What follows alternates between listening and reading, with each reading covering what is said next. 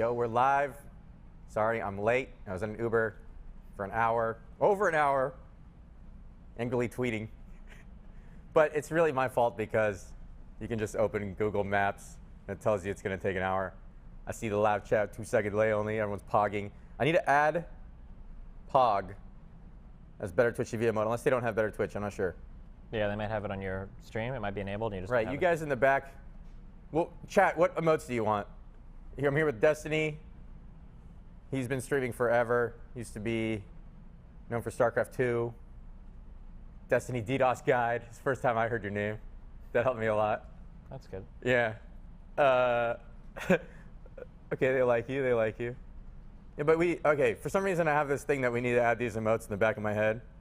So which emotes do you guys want for Better Twitch? I know it's a minor thing. We'll get that. Anyway. Things I wanted. Okay. Okay. I'm here. Hello. All right. Stop spamming Pog. We're using this app called Chit Chat that one of his viewers made, where we can see basically spam like Pog on half the screen. Maybe they can show this on the stream. And I've used this app like a year ago for a second, so I saw it. Wait, is it really that old? I think so. Oh, it might not be a fan of mine. This guy just emailed me like a month or two ago to tell me about it. Oh, he might be a fake fan. Maybe. So he might be just trying to... Oh, get me to promote it? Get you to promote it, and it worked. Oh, shit. Oh, I didn't even think of that. He might So, Destiny and I were talking about how this should be part of Twitch, built in, I think, if it worked well, the Chit Chat thing. But Twitch would probably never buy it. Why do you think Twitch would never buy it? Because they would probably spend 2 years to develop something inferior and then push that instead. So what's the reasoning behind that if the 2 year of developer time ends up costing them more than it would cost them to buy this from some pleb because they'll sell it for less? I don't know. Has Twitch ever integrated a product that's not something that they've developed in-house? Do you know? Like extensions were all in-house, everything's streaming related. You know, all the new Twitch products from the last 2 years, I really have no idea what like Twitch didn't have many products when I was streaming actively. Right? Bits so is all in-house. What does Twitch have? I guess they've got the desktop app. Oh, they got that from Curse. Okay. Curse is a huge company, but sure. Oh, yeah, they bought Curse. Yeah. I actually, the owner of Curse is a friend of mine from WoW named Hubert. And we talk stocks and stuff still. Just saw him at a Twitch party. Have you used a desktop app ever? I don't like the app. I don't have to say that I like the app because he's my friend. Don't like it. Do you like it? I don't know. I think I used it. I tried it once because I was curious. It felt like 2 years ago when Twitch bought that app, and then they introduced like the fucking like the quasi Twitter feed under your stream. I don't like the quasi Twitter feed. I never used it once. Felt like they were trying to make it social media, and then they had like the DMs and everything. Right. They actually thought they would get people off of. Yeah. Like, Twitter, I don't know what the goal there was, but that's what it felt like. I don't know. There's like this craze where everybody wanted to make like their own social media platform. Twitter was kind of like faltering a little bit, and everybody like wanted to be the next thing. Right. Instagram, I think, had been acquired by Facebook, and there's like a whole bunch of shit going on. And it felt like Twitch was like, maybe we can make like social media. Are you feeling like Twitter is strong right now, or because I mean, their stock is. The stock is. For the first time in what, they've been like a 6-month uptrend or whatever? Haven't they been? They're like at $44 a share? Oh, a year ago I tweeted I bought it at $16.66. A year ago tomorrow, exactly tomorrow, that I was buying it at $16.66, and the comments aged really well. They're all about, why are you buying crypto? Like, you know, it's good. Dude, I never read. If you're doing anything trading related, you can't read anything from your chat. The people there are No, you can't, because you do the opposite. Oh, sure, maybe. No, it's exactly the best way to trade? Yes. You should write an algo based on like Twitch chat recommendations that like purchases the opposite it's to the see how you do. You just short what they say to buy. Oh, shit, dude. They're all saying easy. Yeah. That's the one thing I feel successful in right now. Mm-hmm. Do you still hold a lot of Twitter shares still? Right now, I sold, and I've actually bought puts for November for after the next earnings because I know it never meets. They never meet earnings. That's how I used to trade Twitter. I would just like buy and then like hold until the earnings, or no, you'd wait until the earnings and then you buy after the earnings because they'd always drop. Like there'd be like a fucking cliff. Our users went up 3% year over year. And we made no money, and we are still losing money, and we have too many employees, and the company's fundamentals are fucking trash. Now they finally had the tiny profit, which all of a sudden everyone was like, oh, the tiny profit doesn't matter, right? But then like 2 months down the line, like after that quarterly earnings, there'd be like rumors that someone was going to buy it, and then the stock would fucking spike. Right. And then you'd sell the rumors. Oh, so some backup info. Destiny and I both bought Twitter around 15, like the lows. Yeah. I sold mine though when it was like 20 or 22 or whatever. Yeah. I wasn't holding. I'd never hold that shit long term. Fuck that. Yeah, but when it was 15, it was the best buy ever because the market cap Can't go much lower. The market cap was like 10 billion. You could sell it to any company for 10 billion, Twitter, instantly. So there wasn't much room to lose. Anyway. The thing from like a fundamental view of the company, the stocks resident sleeper. Okay. Go on. The nice thing about Twitter is that I think that Twitter is indispensable in a few industries: reporting, like entertainment, video games, sports. I love Twitter. Yeah. I don't think you don't see like NBA pickups and trades and shit. Like you don't see that on Facebook posted, or like big political news will break on Twitter in a way that it can't really on like Facebook or Instagram. You know. So I think it has like a purpose. Yeah. That where it's like it has its niche and it's not replaceable, or at least not immediately. For now. Yeah. I definitely like this feeling of instant validation on things I say. Although, the more I tweet, the less people like my things. It makes me feel kind of bad. I'm like, oh, I saw your little fight. I saw your fight with Notch. Oh, you saw that? That dude is a fucking lunatic. The guy is so stupid. Oh my god, I fucking hate him. He's just so fucking dumb. Let's talk about it. There's nothing to talk about. He's just fucking delusional. Yeah, he was delusional. Yeah, he is absolutely delusional. Well, yeah. He's saying that he was in the top fucking 0.00001% fucking quint. But because he doesn't have a mind for numbers or stats or anything. So that's why I got him in that, because if I use but you didn't even get him because everybody viewed it as you lost the argument because Notch is a billionaire. Oh, I guess it depends on who you read, but. Oh, you thought that people thought I lost the argument because Notch is a billionaire? That's what it felt like when I was doing it. Maybe I was just getting triggered by the comments, so. Okay, what I was thinking is, I can easily get him with the 1 in 1,000, 1 in 10,000, because people don't instantly equate that to IQ numbers, which if I had said, dude, your IQ is not 160 plus, he would have gotten it, which is 1 in 20,000 or whatever. Yeah. But for some reason, when I used that 1 in 10,000, he was like, I'm way better than that 1 in 10,000. Well, because he assumed that 1 out of every 10,000 people, I guess, would have been a billionaire software dev. I don't know. The guy, it's just Babby's understanding of the world. If anybody's smart, they could be a huge software dev. So if I'm 1 in 10,000, then there should be millions of other people that have. So yeah, he doesn't realize that he's one of those people who got lucky in the group, though. He is. He is probably smart. I mean, he probably 99.9 percentile. It's possible, yeah, for sure. But yeah. Still lucky within that group. People do not like to give away any of their achievements. They don't like to admit any amount of luck. Yeah? I love it. I do that shit all the time. So I'm going to tell you, I'm completely luck. What happened, I happened to be good at a game that was relevant right as Twitch came out. And then for a while, I was the biggest streamer, in World of Warcraft.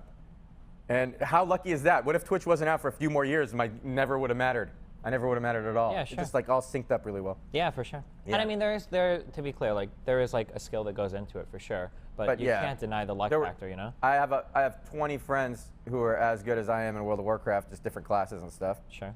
Teammates of mine. Maybe not as entertaining to watch on stream too. Maybe not as entertaining, yeah. But the time thing is really scary though, because you've been streaming for quite a while too, right? 6 or 7 years. So I started 6 years ago, about today. I don't know the exact date. Okay. About 6 years ago today. Gotcha. When I started, it was on the cusp of even being possible. My first streams were 300 kilobits per second for video and audio. That's all you had. That actually made me feel better because I'm thinking, oh, I didn't start too late. If the internet was just barely there. Well, but I'm saying, imagine if streaming would have happened 5 years later. I would be in a much different period of my life. I'm sure you would have been as well, right? Right. So I have a lot of things on the internet that I don't associate with anymore. Yeah. Ways I act or. They're spamming 11+4 earlier. I see some force in eyes now. Hey, what's up? What does 11+4 mean? Well, I'm just fucking with you. Okay. Sorry. That was good. It actually got me. I was going to explain it. But, so, God damn it. It threw me off for a second. So, lucky, that feels like a long time into my Twitch career when I missed Lethal BlizzCon. Mm-hmm. But it's not. That was 1 year in. I started 2012, and that was at the end of 2013. It was a year and a half in, but it feels like way over halfway in for some reason. Maybe because when streaming is new, when anything is new, time's moving slower. When it becomes routine, and everything is the time span for internet shit is insane, right? 10 years in a person's life. 10 years ago, I would have been 19 years old. I mean, I guess that's a decent. Wait, we're the same age. Oh, cool. 89? That's a decent. 89? 88. Okay, go on. Tail end of 88. 10 years seems like a decently long time, right? But in terms of streaming, 10 years ago, streaming didn't exist. Right. And you know, 7 years ago, like StarCraft 2 was the largest game in the world, and then 4 years ago, StarCraft 2 is whatever, and then it's like Hearthstone and then MOBAs, and now we're like in the fucking battle royale. So it's like 5 years from now, things could be completely different again. And at any given point where something is doing really well, like battle royale, it's just like when stocks are doing really well, and people can never see a situation where that changes, and it always changes. Well, yeah. You know? I mean, when StarCraft was huge, it was inconceivable that any other game would ever reach like StarCraft 2 levels, and then CS:GO, and then League. I want to talk about early Twitch and StarCraft and all that. So what do I, from my perspective, what do I remember? And then you could tell me what. You were probably at the same MLGs I was at when StarCraft 2 was first at MLG. I was there for WoW. Yeah, I was probably there too. Yeah. So I never saw you, but I saw. God, I kept confusing his name with QXC. Yeah, QXC. QXC. I kept confusing his name with XQC. It's so weird. The difference is that QXC is actually a pretty cool, chill dude. Yeah, go ahead. Sorry, you're at the MLGs? Yeah, so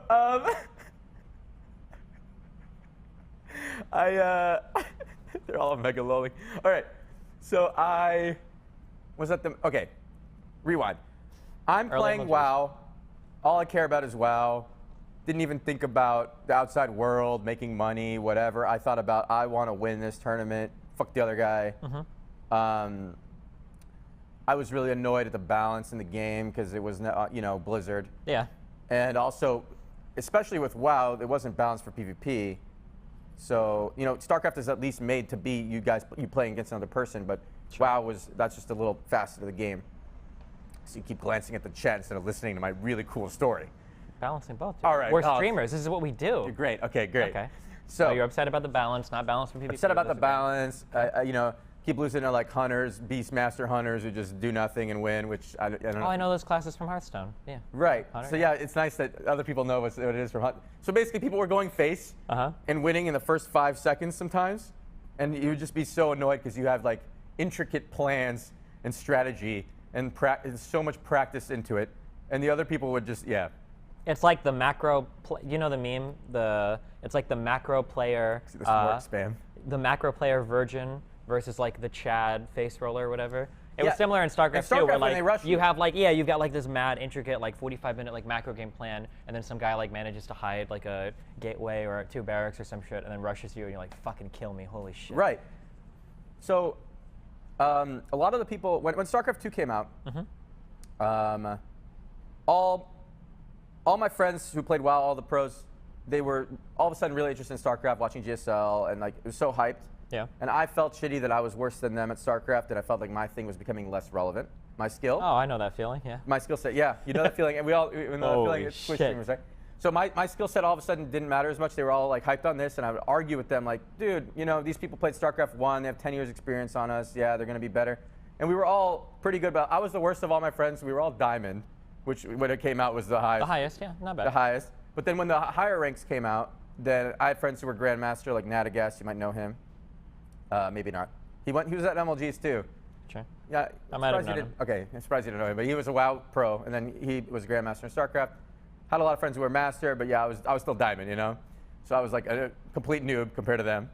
And I would get in huge arguments, like, you know, fucking just because I'm bad at this, whatever. I was trying to make it seem like I don't know. I felt shitty about myself that my skill set didn't matter, basically, like I was saying. Yeah. Where did you have that feeling when StarCraft stopped mattering? Well, yeah, because for the early Twitch years, I was the largest streamer in the world for like maybe like it was anywhere from like a 6 to 16 month period. I don't know. Feels like a long time, right? Yeah, well, it felt like a long time. So but then, 2011. Yeah, I think it was around there. Yeah. But then as League started to become more popular and StarCraft started to wane, I had like I didn't have the player base anymore. You know, like to be the largest streamer in the world back then, you needed like 5 or 6, 7, 8,000 concurrent viewers, and I pretty easily had it. But then when League started to grow in popularity, and these guys started to pull like 5-figure viewers and whatnot, and it was impossible to do in StarCraft. Yeah, it feels scary, and then it also feels kind of shitty. Like, fuck, like why am I playing this fucking game? I wish I would have been playing League instead. Right. You know. But now I bet a lot of League players are like, why am I playing fucking League? I wish I was good at Fortnite. Exactly. So, you know, it's the infinite cycle of the infinite pain. cycle, but sometimes their cycle lasts longer than your cycle. The League cycle felt more relevant because it came out when streaming was possible, and everyone cared about League skill when streaming. Although, keep in mind that you view that through a different lens, because in 5 years from now, you're going to say like the Fortnite, it's good that you got into it then because streaming was more relevant on like a global platform. Exactly, yeah. Yeah. Every right, single right. time like the new thing comes out, there's like an unfathomable explosion of popularity, right? Like when StarCraft 2 started to like main stage and get like some celebrities like who's like the NFL people that the Seahawks or whatever that tweeted like in control, like that blew people's minds. And then when like Worlds and shit happens for League, or you've got the compendium shit that's like multi-million-dollar Dota tournaments, that's like, oh my god, it can't get any bigger than this. And now we have Fortnite with like fucking Snoop Dogg and Drake and shit. It is like, holy fuck, and Ninja's a literal rock star. Like, what's the next? Right. You just described that really well. I had fun listening. Yeah. But well, yeah, like the so next thing is going to be like how fucking big. The way I was describing how I was lucky that Twitch existed when I was good at WoW, all these Fortnite people, it's so nice for them that Twitch is big while they're good at this game. Yeah. So you just getting good at this game is enough to really blow up to numbers that none of us have ever seen. Do you hate that you don't have like a background in FPS? Exactly. This is the one So thing. my skill is that didn't transfer well. Yeah. So you at least used a mouse in StarCraft. You don't. Oh, you just use the keyboard or whatever. In WoW, I only held the mouse buttons down, and it actually benefited me. The reason I was better is because I didn't click anything. You know, people who click things in WoW are worse, like clickers of, you don't want to keybind every ability. That's basic. But then people who click targeting, that's also noob. So I didn't ever click to target anything, and I had every player bound. I had my 3 teammates bound to keys, and I had the 3 enemies bound to keys, and it was all 3v3 was the competitive format. And that actually gave me a slight edge that I never used the mouse, which now fucked me. Yeah, because you have no mouse accuracy. No at all. mouse accuracy at all. So two people came up to me at E3, and one of them had been a long-time WoW player, and now he's a lost puppy like me, like doesn't feel good at any game. He's like, yeah, I can't play these shooters. And then his brother, who was a clicker in WoW, he's like, yeah, I'm great at shooters. So I commented like, oh, you won long-term. Like he made fun of you when you were a clicker, but now you're winning because you have mouse accuracy. Yeah. Yeah. There's like so much shit. If you would have been involved in like, instead of StarCraft, if you would have done CS, like 1.6, and then moved to like CSGO and shit, like there's so much that is open for you to be so good at. Like when the DayZ craze came out, like that game was an FPS. Right. And then like when H1Z1, and then all these Battle Royale games came out, like you can just jump into there. Like imagine if you could be as good at like FPS as you were at World of Warcraft. Like holy shit, like that FPS skill sets just transfer so well from one game to another. I'm so jealous of it. Yeah, and like for RTS, that doesn't transfer to fucking anything. Kind of MOBAs, but not really. I feel like RTS still transfers better than WoW skill. Although well, better than WoW, yeah, but maybe WoW skill transfers to, there's like this Realm Royale or whatever. it won't transfer there. That's You need to shoot. No, if I knew how to shoot also, then it maybe the rest of it, like, because I noticed you can like go invisible for a second and blink, and like making the most of every ability's cooldown. Sure. Is a WoW thing. So, but I don't have. I won't be able to hit anybody. Yeah. So yeah. It's just in shooters, the mechanical aspect of shooting outweighs like any strategy so much. Like it's so huge. Something I'm wondering is, what if you had a touch screen for aiming? What if your monitor was touchscreen and you just? I've never played mobile Fortnite. What's it like? But what if at home your monitor was touchscreen and instead of having to click on the mouse, you just tapped on the screen where the person was? That seemed like it'd be easy. But then how do you turn the camera and stuff? But you know what I'm saying? I know what can you're you saying. aim every time? It sounds like really easy, but I think from a tech point of view, it doesn't work that way. Can you set up something where like you could touch screen and suddenly aim well? Maybe, because People like for an question FPS, I think it's like when you move the mouse, it moves your vision. But I don't think you can just like if you were to just set up a touch screen like that, if you'd like touch, it would just like look differently. It wouldn't like actually shoot where you. There's no way to make it shoot like move the mouse and shoot where you touch on the screen. I'm sure you could do it with some kind of program. Would that be cheating? It would definitely be cheating. You'd be using like an aim assist, right? Yeah, but you touch screen on the mobile, right? Maybe? I haven't played the mobile. Mobile is a lot different. I'm not sure. Yeah, I don't know. So if you had what I'm saying, Chad, is if you had the combination of the mobile touch screen, but you still had a keyboard, wouldn't you be like the best all of a sudden if somehow you could do it? Sure, but it would 100% be cheating. So someone just said finding excuses lol, which I like as a comment because. Wait, he said what? That I'm finding excuses for why I'm not good at shooter games. Oh, but well, it's an excuse. It's a justification. things. I mean, of course, it's an excuse, but I mean. Yeah. We didn't practice these life. things. We can't be as good at it as someone who practiced for 10 years. It'd be insane if we could get as good as somebody who's been playing for 10 years. Like someone like Summit, who's played FPS games his whole life, has more transferable ability to every new all FPS these battle royale games, yeah. But like picking up. A Shroud. It's hard for people to imagine this, but like, when you're really fucking good at something, it sucks to rebuild in something totally different. Like, It's the worst feeling ever, and all my deepest shitty feelings. Okay, when I was 16 and my first MMO was no longer relevant, and I felt like everything I'd practiced from 10 to 16, which is a Trash, huge portion of my life, meant absolutely nothing. and it was totally non-transferable. Totally non-transferable. Worst feeling I've ever felt, for sure. And this sounds pathetic, and I don't want anybody to get sad for me, but that's when I tried to kill myself, the only time. It's the only time I've really attempted suicide. So when I was 16, and my MMO didn't matter anymore. And then I came back from that and started playing WoW. What MMO was it? Maple Story or something? Asheron's Call, which is around the time of EverQuest. There are only 3 MMOs to start. EverQuest, Asheron's Call, and Ultima Online. I don't understand the story then, because Asheron's Call never mattered. Yeah. But I know you're in the world and you feel like it matters. Yeah, no. There are only 100,000 players. Sure. It's crazy, That was a lot back then, though. Huh? That was a lot back then, though, right? That was a decent amount. It felt like it mattered. I won the tournaments all the time and only won like in-game stuff from the tournaments. And back when if you could win I remember back in the day, 7 or 8 years ago, if you win $40, $50 off a tournament, you're like the shit, dude. Oh, so Asheron's Call was actually cooler than that. Yeah? In-game items in Asheron's Call sold for $500 on eBay. Oh, because you real world traded. Huh? Because you real world traded, RMT, real money traded the stuff in game. You would sell it in game. I never actually sold anything for real money because I cared more about the in-game, and the game was my life because I'm 10 to 16 years old. Yeah. But I know people who sold their accounts in Asheron's Call for $5,000. Okay. And there was limited edition items that you can only get for a while. At the beginning of the game, there's a Hori Madakar robe. That's what it's called. Okay. And there was a pre-patch Greater Shadow armor. Wow, that sounds so cool. Okay. Yeah, so super cool. Everyone's spamming Kava, but yeah, that was my life, and you're all laughing, but that mattered. That game meant so much to me that when it died, I tried to kill myself. Is insane, right? And because I didn't die, I'm alive today to broadcast on Twitch and talk to Destiny. This is 13 years ago. Yeah, 13 years ago. That's awesome. That's the only time I've been that depressed. And well, that wasn't real. Sorry, let me clarify. I said that's awesome. I mean, awesome that you're here today. Not, yeah.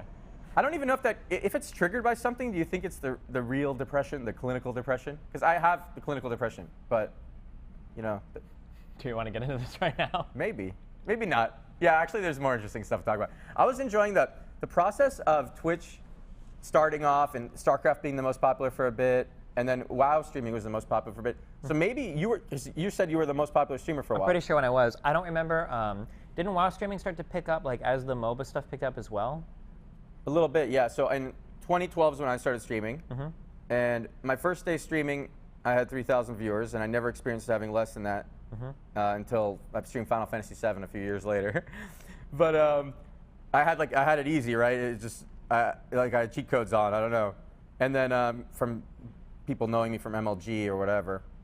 And then I got to 10,000 in beginning of 2013, and I've never gone up from there. I've been lower, really. My average, considering the site has grown so much, my average being 10,000 in 2013, the beginning, I've only gone down from there, really. Even if I got to 50,000 average now, it'd probably be less. Yeah, I don't think that's a good way to look at it, though. I understand what you're trying to do. You're looking at it as a percentage of viewership share on Twitch. I get it, yeah. But the idea is that there are a lot of new people on Twitch. Broadcasting. No. New viewers. That the non-endemic viewers function so much differently. Let me give an example. Okay, so I did, for my Twitter got banned, I did a lot of political content, right? Yeah. Twitch has exploded recently because of Fortnite. New viewers. A lot of people say that Fortnite cannibalizes other games. It's not true. They're new viewers. Now, if I stream with 5,000 average viewers doing political shit, and then Fortnite explodes, and I don't really get any new viewerships, I don't think it's fair for me to think that I lost out because the site has grown. But now, let's say that political debates started to be posted on Twitch. Yeah. Then I don't get any viewers. Then it's okay, well, shit. Now I kind of am shrinking, Well, there is something to be said about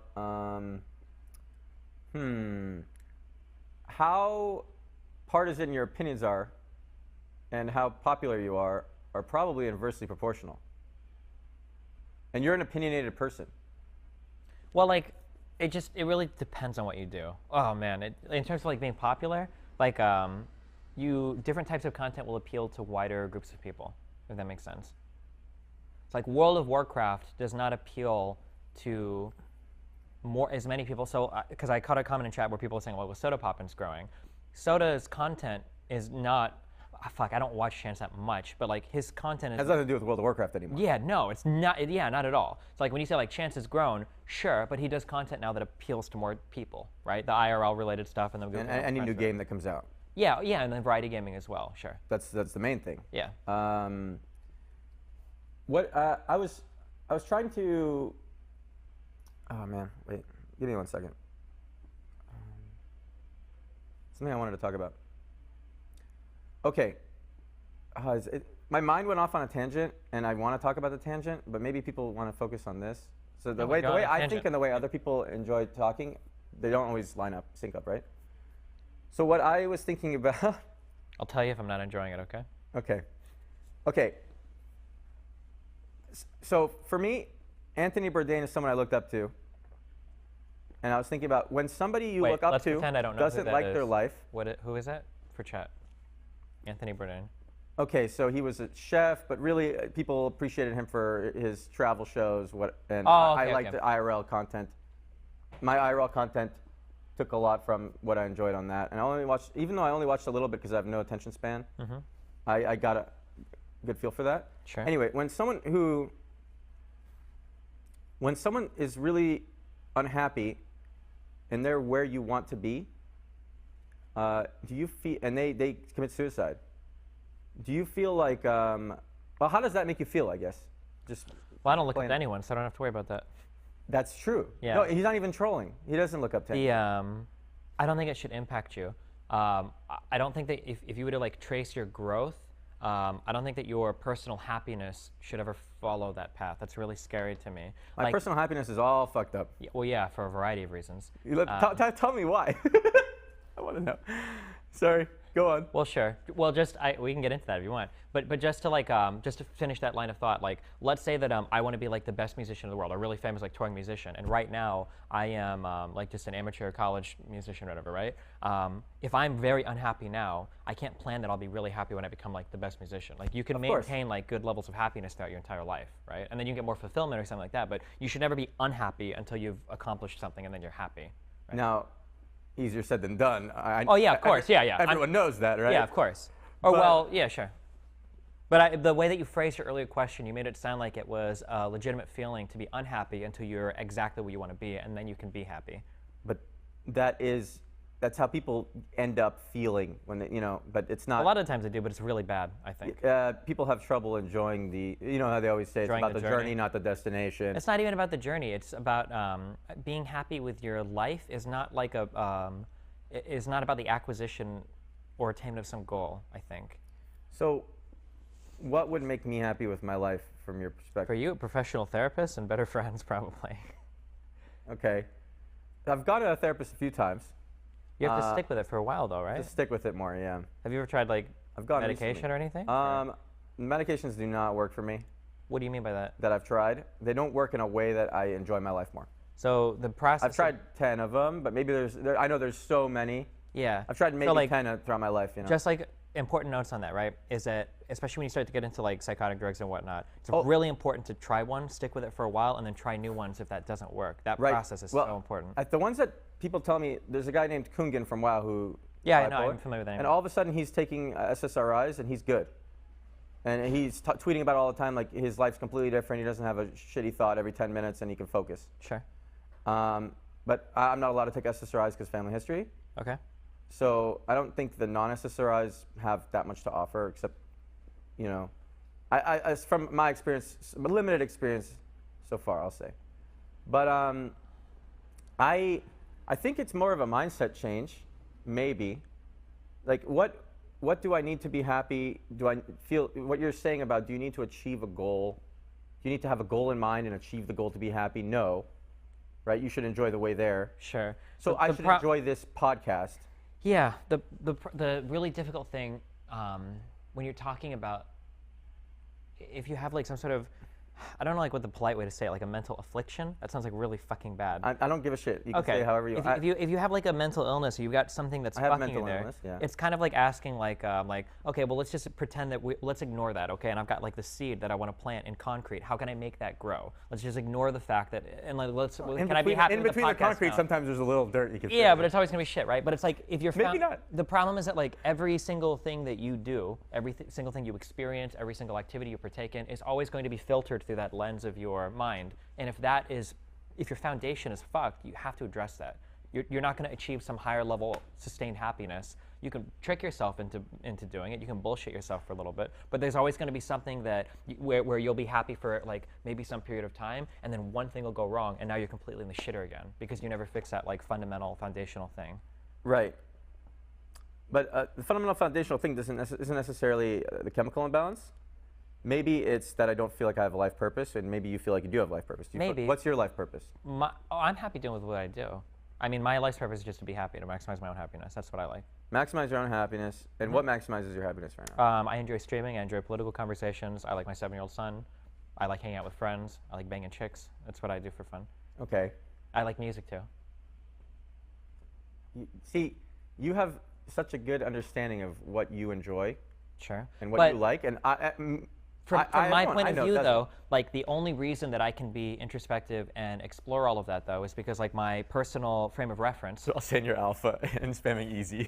Okay. For my personal frame of reference, my mind is maybe more functional than yours, so I'm capable of engaging with those thoughts to find out like what makes me happy or whatever. Now, if I had like a clinical depression, or if I had the inability to put together thoughts without feeling down or depressed all the time, or feeling numb towards everything, I might feel a lot differently. Like for instance, like I just gave you everything that I feel, but what if music didn't make me happy? What if for some reason I just couldn't enjoy it, or I couldn't enjoy the presence of other people, or I didn't really enjoy having discussions with other people, exactly. right? If all of that was just kind of whatever, well then we wouldn't be having this conversation. I'd be miserable. Not because I didn't think about it, but because I just don't even derive pleasure from it, which isn't a choice. Everything you said clicks so much with me, resonates so much with me. Like, but I don't derive pleasure from almost anything. Yeah. And then I realized that I derive pleasure from conversation, which is why I'm trying to do the podcast. Sure. And I, like you're saying, but even I don't see the beauty, and I can see other people how other people can enjoy games. Like I don't even necessarily. I enjoyed games when I was a kid. Yeah. I can see how other people can enjoy games, but I can't get there anymore. I can see how other people can enjoy music, and sometimes I can get there in the right mood. Like, I can still enjoy like Pink Floyd or something. And then I can see how other people can enjoy art, but and I like photography, but I can't really look at it and derive pleasure from it. Yeah. So like, how can you build anything on that? Yeah. So, not deriving pleasure from much is hard. Even with women, you were saying. I derive very little pleasure from anything sexual or anything like that. That's like you like cringed a little. Well, like it seems like something is wrong because that's like such a fundamental part of human experience that if like that is numb to you, like we get so. Can you like? At the same time, I don't want this podcast to turn into a therapy session for me. No. It's not a therapy session. It's just things to think about, right? Like, can you describe like what something cold feels like? You can't. You can't do it. There's no way, right? I think that sometimes we forget that our entire lives are subjective experiences, and I can never truly know like what you feel, right? You can never truly know what I feel. So every single thing that you do is filtered through your subjective experience, and if that is starting off flawed, you don't know. You can't conceive. A good analogy for this is color blindness. Sure, or like or a more disturbing analogy would be like a paranoid schizophrenic, right? Like you now. That's harder to relate to. Yeah, but at some point you can understand that you are a paranoid schizophrenic, but you have to not trust yourself, and you've got to trust the people around you more to arrive at that conclusion, right? Because your own mind is fucking you. And I think that things like depression are similar, where like your own mind is kind of sabotaging you, and it's hard to feel that way because you feel like you don't want to feel like you are your brain. You want to feel like that's something different. Like, okay, well, I've got a brain and it messes with me sometimes, but then you don't feel like you are your brain? I feel like I'm my brain and this is this body I'm attached to. Yeah, sure. And I could improve this body if I work out or something, but I don't really need to. This body's good enough. But you have to understand that your subjective experience is coming after everything going on in here. So if you have some like fucked up brain chemistry that needs to be fixed somehow, and you don't, everything you do is going to be after that, after the fact. I want to fix the fucked up brain chemistry. Yeah. What for the? Oh, I don't really want to talk about the SSRI thing. If it's like a health thing, I'm guessing. We don't have to do like medical history shit. I'm not like qualified to do anything. Yeah, it's fine. Sure. But like, yeah, like fixing that is so important because like everything is essentially everything is built off your happiness. I'll work on fixing it so I can derive pleasure from things I don't currently derive pleasure from. I try to find something that works for me. Yeah. And I agree that I should search it out. If nothing makes you happy, that's not good. Yeah. I don't even know if conversations make you happy. No, conversations stimulate me. Like really make you happy or like just distract you from your own unhappiness? I'm stimulated right now. Okay. I'm enjoying it. Okay. I don't know, but if I compare it to my happiest moment of my life, I mean, if on a 1 to 10 scale, how much do you enjoy playing games? It really depends on the game. But usually it's under 5, right? I'm really competitive. If there's a ladder, I really enjoy it. Okay, so I used to be really competitive. Okay, yeah. I mean, if it's a good game, I really enjoy playing it. I give it like a 7 or 8, I guess. I really enjoy playing games. Okay, so you said things you enjoy: music. Music with other people women. is like a 10 to me. Sex with most women is like an 8. A really good chick will be like a 9.5 or maybe a 10. Okay. Political discussions can be like an 11 if I'm like really after. Okay, you're mental orgasming on. Sure. Okay. But like yeah, I mean like the things that I really enjoy doing, I would put it like a 9 or a 10, like at their best, right? And then like video games, like certain games, like I mean like Final Fantasy VII or you know like classic games that are really good, Ocarina of Time, shit like that. I mean like I really enjoy those. Those are like my defining moments of my childhood. Like so an 8 or 9, yeah. The Witcher 3 was a really awesome game. What are the first computer games you played? Because I played Civilization, Heroes of Might and Magic. The very, very, very first computer game I played was a game called Scorched. Never you ever play Worms? No. It was like a shitty version of for that. 10 minutes. Yeah, you have like a tank and you like adjust your aim and you shoot and they're like pixels and it was like really bad. That's and then really I played crappy. the original Doom. I played the original Doom. I remember, I have so many weird memories with the original Doom. My brother was trying to connect to his friend through the phone line. You had to be a god. They actually played played online. They you played had to be online. like a hacker to like figure that shit out. They figured it out. They played online. Even if they'd hang up the phone and then like somehow direct connect. And this was 93 maybe, 1993, 94. I don't even remember. It was a really long early. time ago. Installing games was so hard. You had to put in the floppy disk. Sometimes it'd be multiple ones. You had to like go run like the X. Okay, so shit. When it was still just just white text on a black screen, my brother would change he edited the Doom game for me so that I could beat it. He moved the ceilings down so the monsters couldn't move. They would run in place. Aww. And I couldn't beat the last level because I was 4. And then I was able to beat it. And even though it was like cheating, I felt good about myself. He made me feel good about myself. It's one of my best memories. Sure. I've never, I wasn't that big into it back in the early days, but that's really cute. Yeah. Yeah. Is your brother like a software developer now, or? That's my brother who passed away. But oh shit, I'm sorry. Yeah, it's fine. It's okay. That's why I can't take the SSRIs. Gotcha, I understand. He started taking Prozac. Anyway, moving on for that. Playing Doom growing up. Playing Doom growing up. Good. Okay, let me think. What was like the first game that you played that you like started to sink a lot of time into past Doom? Was it like, did you play like Heroes of Might Civilization? and Magic, I think. What was that? What kind of game is that? So, how do I describe Heroes of Might and Magic? You start off, you have one castle, and you have one hero. In your castle, every turn, you can press end turn. Every turn, you and your friends can build one thing, one building. And every week, from the buildings you build, you have minions that come out. And once you have all your buildings, there are minions spawning every week that you're allowed to purchase for gold. And then you take your hero and go around the map and try to claim gold mines and other resources you need. And you strategically try to build the best army you can. It's like a precursor to like RTS kind of, right? That's what it kind of sounds like. Yeah, but in some ways it's cooler than RTS because it's more in the mind and less in the mechanical skill. Which mechanical skill is fun to watch and hype, but if you think about it, when it's more of a strategic element to the game that anyone can play, like my dad could play against me, then it brings people together more. I totally agree. People hated me in StarCraft for saying this, but like StarCraft was like, I would consider that game to be like a, until you got to the literal pro, that was like a 4 to 5% strategy and then 95 to 96% mechanics. Yeah, that's what I always said about StarCraft, and it annoyed other people I was talking to. StarCraft players get so fucking mad. They always but like got as a so mad when I said GM, that. like you could be a Masters player, and I'll do retarded fucking builds against you and I'll always win, just because I can outplay you every time. My macro are going to be better every time, so it didn't matter. People would always get mad at that shit. You remember when people played micro macro? So you'd play. Oh yeah, one person would do the micro, one would do the macro. Yeah. So if you guys didn't play StarCraft, you know what an RTS is probably. Actually, would they know what an RTS is if they didn't play StarCraft? Fuck, I don't know. Age of Empires 2. I played Age of Empires 2 when I was a kid. Anyway, we'd get in a call, and I don't even remember what we used back then. It was before Skype. Fucking Ventrilo? Fucking like Ventrilo or something. And it'd be all 4 of us in a call. There'd be 2 people on one team, 2 people on another team, but you're both controlling only one, what do you even call it? Terrence, Zerger. Yeah, one player. One player. You're only controlling one player each, and one guy's doing all the building, and one guy's doing all the unit control. So I played, when I was teamed up with my Grandmaster friend, and he was doing all the building, and I could do whatever I want. We would never lose, because we were playing against Master people and Diamond people, and it was impossible to lose. I could actually throw our armies like, because he would end up building armies like 50% faster than them, that I would just always win. Just A move, yeah. Yeah, just A move, and like I could be the dumbest idiot ever, and they would micro really well, I'd win, right? Yeah. And that's what made me realize that I didn't, until I sat in single player and improved my macro to that ability, to that level, that there wasn't even a point to moving on. It was just kind of what you're saying. Yeah. Yeah. Yeah.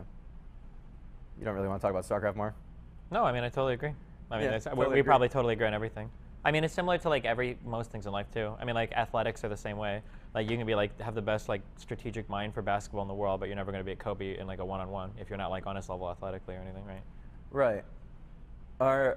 What other Super Smash, in Super Smash Melee, did you play that one? That was after my time. Really? I think Okay. I played a little bit. So I say after my time, but I never owned a GameCube. Okay. I had a 64, but yeah. Right, 64 was, GameCube was the last console I owned. Okay. So yeah, but Super Smash Melee, I love the game, but I jump with up, which is like super noob. You're supposed to like jump with Y or something. And I learned jumping with up as a kid, and I can't break the habit. Okay. And like I can't do really basic shit that people can do, and yeah, I'd have to sit in single player and like train my mind to jump with Y. You guys have been making fun of me jumping with up, calling me a noob. Okay, for someone who jumps with up, I did beat Reynad in that money match, the biggest money match in Smash ever. Wait, really? Yeah, yeah. Were you both like kind of noobish at Smash? We're both super noobish, and it was really funny. Basically, it was like my dad's better than your dad, because I was saying that my friend Talbadar would beat Frodan, who's Frodan the Hearthstone commentator. Okay. And I was so confident Talbadar would beat Frodan that I wanted to put money on it. And then Reynad wanted to do a second bet in case he lost that bet, that he would beat me, because he was super confident he'd beat me, and he knew like terminology, like I don't know, he knew all the terminology of Melee. I don't even know, I just know wave dashing or whatever, right? Okay. And so he was super confident he beat me. He's like, I'm not going to lose both bets. It's going to end up even or something. Anyway, he lost both bets. My friend, Talbadar, who's like amazing at games, works for Blizzard now, and was my teammate in WoW, and was master in StarCraft too. He kicked Frodan's ass, won with like 3 stocks every time, and Frodan's probably salty about that. Frodan's probably improved a lot since then. And then I beat Reynad with 3 stocks every time. It was a great day. This is just the best day ever. How much is that public? Like how much you guys bet and everything? Yeah, it was 6,000. Oh, nice. Yeah, and I hadn't touched Smash in like many years, Yeah. and he hadn't either. He said, I think. So, I don't know if fully trust that, but like, Sure. Yeah. Anyway, it was a fun time. But yeah, the thing about having to train at games in single player mode and not do the fun thing, which is play against people to learn, bothers me fundamentally. Like I think I would learn faster. Like let's say in League of Legends. In League of Legends, you play the whole game, and then you never get to learn like a group fight. You get to spend 2 seconds learning a group fight. If there was some add-on or some side game where you just were all maxed out doing group fights over and over and over, you would learn so much faster than playing a 40-minute game to get to that group fight. You know what I'm saying? Absolutely. Right. It's like, well, you do music a little, right? I know that you said you play guitar. I play guitar. Do you like read music or anything? Okay, I wish. I'm a complete noob. Okay. I can't read music, can't do anything. I have fast finger skill because I type fast, whatever. Sure. I can memorize things. So I've learned some of the hardest songs in guitar with absolutely no musical talent. Sure. I just regurgitate them. That's like a really common thing in music. You separate like a super amateur high school kid from like a college kid. Is it like if you've got like a whole piece of music, a high school kid will play it down over and over and over again to practice, and it's like, well, no, most of it is easy. You find the little sections that are difficult, and you just play those over and over again. Right. Yeah. You wouldn't play the whole thing, or you're wasting time. So it's like if you're playing games in like League of Legends, like if you need to practice team fights, you get like what 4 or 5 a game. Right. Maybe? So you would just practice team fights over. Yeah. Just If like you in could music. do that, yeah, that'd be great. Good analogy. Yeah. Yeah, but I guess it would take away a little. I think the reason they make it so hard that you have to play the whole game to learn to get to practice a little bit is it makes it more special when people get good. Maybe, I don't know, because they took so long to make even League of Legends finally made a thing where you can practice a little. Finally, it's because they're stupid and lazy, though. That's why. Oh, that's why. Initially, they had said. I'm gonna have the co-creator of League of Legends on this podcast, Mark Merrill. So I don't want to. Let's not talk too much shit. Oh. Not today. Yeah. Well, I'll roast him on this because You'll roast him? Okay, they go ahead, came go out ahead, and they roast literally said things like, "Oh, well, we don't want to give people trainers because we think that people will expect everybody to be too good at the game, and we want you. The best way to learn League of Legends should be to play League of Legends." It's just like a really fucking like from a cognitive psych point of view, it was the dumbest fucking thing I've ever read in my entire life. But they finally walked that back, and I think there is like a little training mode to practice I flashes. can play devil's advocate here and appreciate. No, you can't. Don't do it. Okay, if you want to, go for it. I can slightly appreciate that they just want people to play the game, which is what I was just talking about. Not benefiting the most from just playing the game is annoying. We can agree on that. But nothing else in life works that way. No sport. Right. Like nobody would ever tell a basketball player, like, But- oh, you want to practice threes? Well, let's go play like some 5-on-5 and then shoot 3-pointers. I get that. Yeah. But weren't we just in agreement that it's annoying to have to practice single player macro in our StarCraft? No, you said you didn't like it, but I love that shit. You love sitting by yourself and practicing. And practicing shit? Oh yeah. Wouldn't you There rather was, that the only way to learn was to play against somebody? No. Oh, I like really? in StarCraft, like when I was trying to do like maxes, sometimes I would just So do I single agree player with games. League of Legends yeah. guy. Oh. No, and this is what I'm going to say. Okay. Okay, it's fine. It's fine for you to disagree, but listen. Well, it's not so much I disagree that you're objectively wrong, but go ahead. It's not that I'm objectively wrong. You would learn faster the other way. It's not that I'm objectively wrong. Okay. So I want the experience of playing against people. I enjoy that. Now, if somebody can learn faster by just sitting by themselves, and I have this annoying feeling in the back of my head, like they're getting ahead of me by not playing the game. I want to play the game. I want to enjoy playing the game. And someone can get ahead of me by not playing the game, that frustrates me. That takes away from the enjoyment of the game. It's a perfect analogy for the League of Legends and the... I guess it's like for longer games, for like any athletic event or any esport, like oftentimes these kinds of games are very macro level focused in different skill sets. A lot of people are spelling question mark. Fuck them. Don't worry about it. Okay. So like, there's usually like a lot of different parts to any big game, Yeah. right? In any big game you play, there's going to be different skill sets that are going to come up and drop at different points in the game. So like in a MOBA, it'll be like while you're laning, and then while you're team fighting and harassing, these are all different skill sets. The idea that all of these different skill sets can be leveled like totally equilaterally, like at the exact same time. Of course like, they're not going to be leveled yeah, equilaterally. yeah, yeah. No, So it just I seems agree really with that. hard, like you would ever could make a game Well- where it's literally practicing everything perfectly, like all the time. It seems like I get that, and that's why I agree with you on that point. You already know because I said it takes so long to get 40 minutes in a league game and practice the 5v5. Yeah. Right? So I agree with you on that. But I would, at the same time, there's a part of me that would prefer to just play the game than to practice. I mean, you can do that. Right. You just won't get as good as quickly. Right, but it's nice if nobody else. I understand. Their thinking is like this. It's nice unless they were just lazy. It's nice if nobody else. I'll ask him on the podcast. It's nice if nobody else can fucking practice one single player, and that they actually have to play the game. So then everyone's just doing what's the maximum enjoyment while learning. I would agree with you insofar as like normal games go. But if you're talking about ranked stuff and your goal is to literally be better than other people, taking away a tool by which somebody could increase their skill just seems like a really shitty thing to me. It For does normal games, I totally agree. But like for ranked play, if I want to practice something to improve my ability to beat other players. At the pro level, I think they should have had the editor thing. Okay. I totally understand your sentiment. I It'd would be nice. annoyed. 30 of my friends. I touched the mic. Open it. 30 of my friends quit WoW, start playing League. Let's pretend. Okay. And I would be annoyed if I get the most enjoyment from just playing, right? And some of them, they'd be able to practice on their own and get better than me faster. That would piss me off. I don't want my friends to be better than me. I want them to also play. If they get better than me, I want it to be by playing the game. I guess, but like, let's say that you play basketball, okay? Like 2-on-2, right? Let's say that you've got a friend that does free throws. Neat board. You've got a friend that does free throws so much better than you, right? Thank you so much.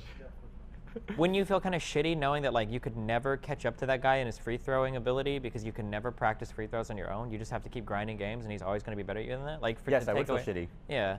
I know, but in the league situation, he actually could not practice just the free throws. Yeah, I know, but like you're taking it away. That seems like a really shitty thing. Like if I want to get better at something, I'm not allowed to practice that because I have to play the game like you do. But if you're ahead of me at something, I just always have to be behind because I can never practice that skill. That seems shitty. Yeah, but if we all start at the same time. But nobody's like that. Everybody's a little bit different. Some people are going to be better at flashing certain walls. No, I agree that. I agree with that. But yeah, this isn't something where it's objectively one way or the other, like you were saying. You said I'm objectively wrong. Well, I'm saying that it's objectively correct that the best way to practice is to do. But I you agree could with you. Yeah, but you could argue, I guess, you don't want people to be able to practice. That just seems like a really shitty It depends thing. it depends on the game. It depends on the situation. But I like games are more enjoyable if I stay on the same level with my friends.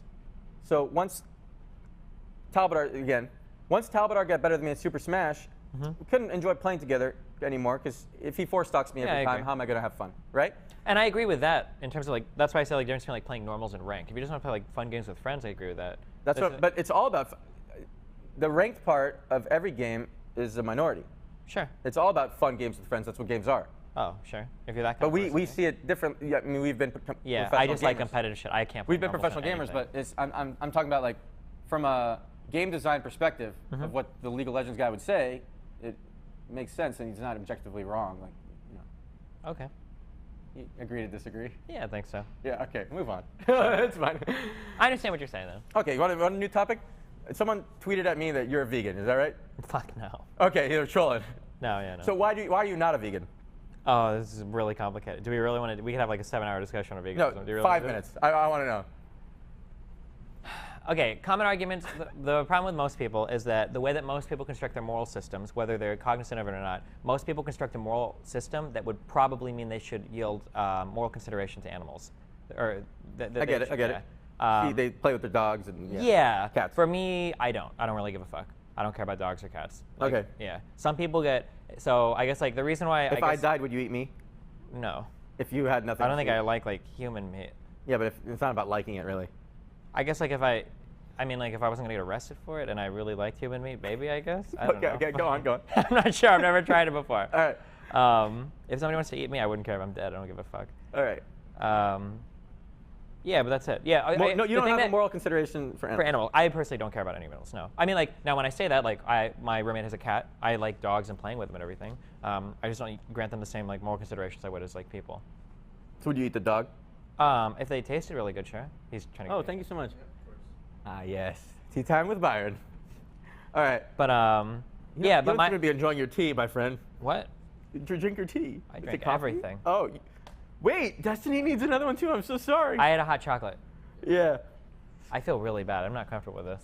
I actually hate this too, but he's smiling. Okay. He's smiling and it's fine. Okay. Yeah, we're all bros. So wait. The thing that bothered me, that kind of triggered me into getting into these discussions, is that I just don't like people. I don't like it when people are very, very, very inconsistent and super hypocritical. So, for instance, if you go on Reddit, people were so fucking mad that like It's you really remember hard not to be hypocritical in this situation. to some They're regarding They're animals. going to eat little microorganisms. Do you remember? Well, that's a little bit different. Or fly, and accidentally eat a fly with the chain. Most people. They draw a like proportion of how smart they are. Like they the draw brain? like the line that most vegans draw. They call it sentient life. So things Sentient that have life similar line. experiences Okay. as ours. So like most animals, not insects, not plants. But like, are you familiar with like Cecil the lion? That makes sense a little, huh? Do you know Cecil the lion? You remember that? No. Some dentist / hunter went overseas and he like killed a lion or something. And like people were so fucking mad. I'm pretty sure this guy's business was like destroyed. They were like pasting signs outside of shit. People got so fucking mad. Or what was Harambe? I remember Harambe, the gorilla. Yeah. Like, do you remember that one girl that said she killed a dog on a Twitch podcast or something? So I don't keep up with all the news as well as you do, but Sure. I'm listening. Yeah, just anytime these threads appear, if anybody like hurts a dog or any shit like that, people go ballistic on Reddit. It's the most crazy fucking comments. People hate But it. those same people are If you kill like eating a animals all the puppy time, or some mostly. shit, people are more mad than if you kill a kid. People get so fucking incensed. It does about seem that animal way. violence. I remember absolutely. with the United Airlines, I think a dog died in the stowage.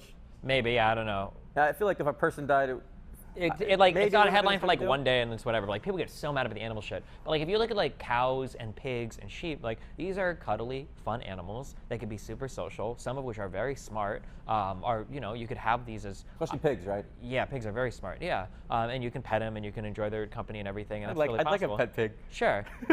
But nobody thinks of that way. You just fucking eat them in mass. So like these people will like eat like a sausage, fucking an egg breakfast with milk from like cows that are being enslaved and like pumped full of hormones, and then they come online and like, oh, somebody killed a dog, I'm so mad. It's like the fuck. Yeah. Well, I have something. The sausage or a burger. Mm-hmm. A burger is to animals as a casino chip is to money. It's like this way that you don't realize what you're doing when you eat the burger. It's not the same as if you have to see the animal die. And when you bet the casino chips, you don't feel that it's money, Yeah, I totally agree. You like that analogy? Sure, I totally agree. Okay, people, so the if I more had to levels see removed you are from like some violent activity, people feel like they're not. If I had to see a cow die every time I ate In-N-Out burger, I feel like I'd eat In-N-Out burger less often. Not that it's only one burger per cow, because it's several thousand, Sure. maybe 10,000. Well, How many burgers per cow, I wonder? I don't think it's 10,000 burgers per cow. For some reason, I think it's 10,000 burgers per cow. Someone looked it up for me recently. Becca looked it up, and I don't remember the number she said, because I had the wrong estimate. Okay. You want to look it up? I have to now. Okay, look it up. How many burgers can be made from one cow? Yeah. It's 4,500 hamburgers. I guessed 4,000, and she said I was wrong. So maybe she Googled it in front of me, and maybe she bullshit me. 4,000 was my guess. That's a lot of burgers. Anyway, Yeah. if I had to see a cow die every once in a while when I ate a burger, it'd be a little harder. Uh-huh. Becca said that you're lying. He's so dumb. He's wrong. That's not what happened. Wait, Becca, what the fuck? Didn't I say 4,000? Ooh, I get to be here when some drama starts? Yeah, I'm so yeah. excited. Holy shit.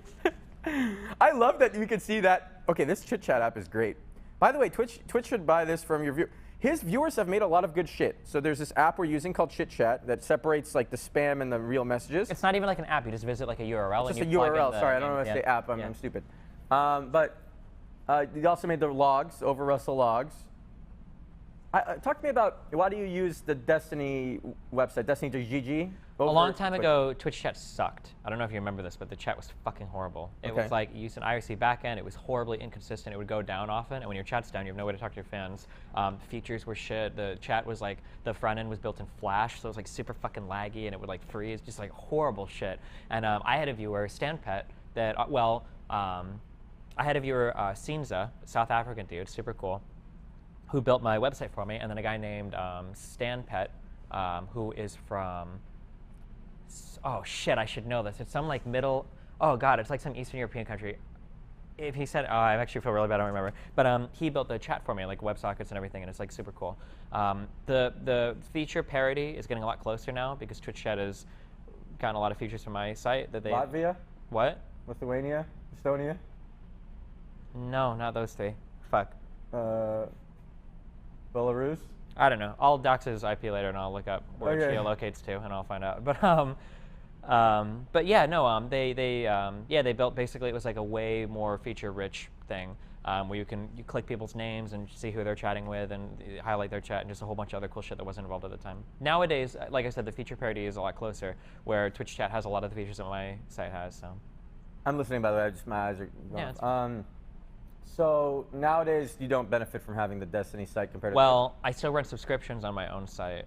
But what do you and- get from your own site? I mean, I get 100% of the subscription. Ah! I mean, yeah. I like that. Also, I have like tiered subs, which Twitch has recently incorporated. My site could be a lot more powerful. I just don't like doing anything for my subs. But like one of the biggest problems that Twitch has right now is you have no fucking value add on your tier 2 and tier 3 subs. Why the fuck would you ever tier 3 sub to sub? Yeah, one emote. There's one emote. I have have 30. actually a trash can because it's Yeah. $5. So I've got 35 emotes if I sub to Reckful, but if I tier 3 sub, I get 36 or 37. Who the fuck cares? Hey, I don't have that many emotes. Yeah, sure. Yeah, I'm just saying it's like so Yeah, I bad. know what you're saying. Yeah, there's no value adds. Like the product side, that's such a bad product from Twitch. I don't know. I actually, I always get off on telling people how low my peak sub count is. Mm-hmm. And it makes them feel better about themselves, and it could be an analogy to other shit. Uh-oh. When you see somebody doing poorly, Does that make you feel better about yourself? Somebody you... I never compare myself to other people like that. Yeah, so you I think don't it's compare. really toxic. Because then when other people are doing better than you, then you're going to have a lower opinion of yourself. Why would you ever subject yourself to that? Right. You People do in the workplace. They do, yeah, but it's compared to really fucking coworkers, stupid right? to do it. Yeah, you should never do that. You are who you are. You compare yourself to your past self. Make sure you're improving, right? And I mean, you have to be horizontal to some extent. But no, but even comparing to your past self, that doesn't work, because let's say you peaked early. Well, but you have to be able to understand why you peaked. So like, if I have less viewers now than I did with StarCraft 2, like I can understand that. I don't feel like I'm shit compared to what I used to be. I just understand that like the industry was at a different place back then, and my expertise were in a different place back then. Right? Yeah. That all makes sense. Sure.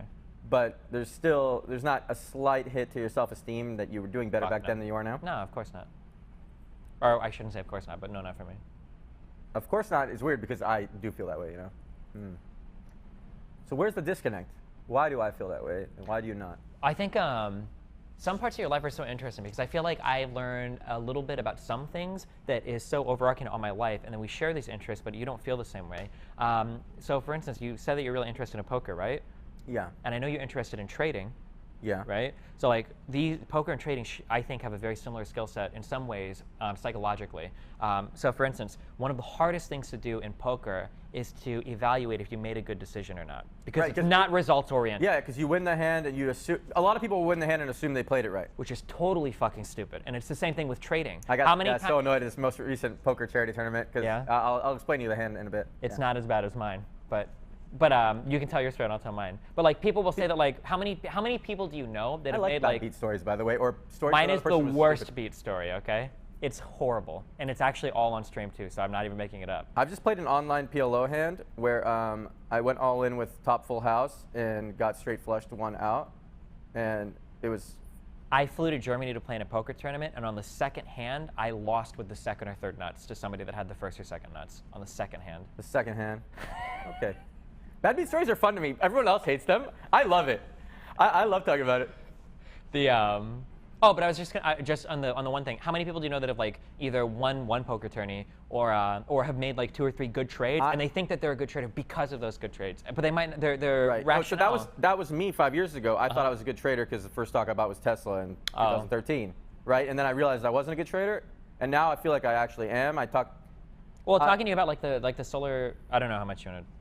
No, we can go into it. I talk daily to this guy, Hikaru Nakamura, who's 10th highest rated chess player in the world, and we do trades together, and we decide what we're going to do, and he feels like he gets something from me. I feel like I get something from him. I was actually thinking I should start a hedge fund with him. I just don't know how to do it.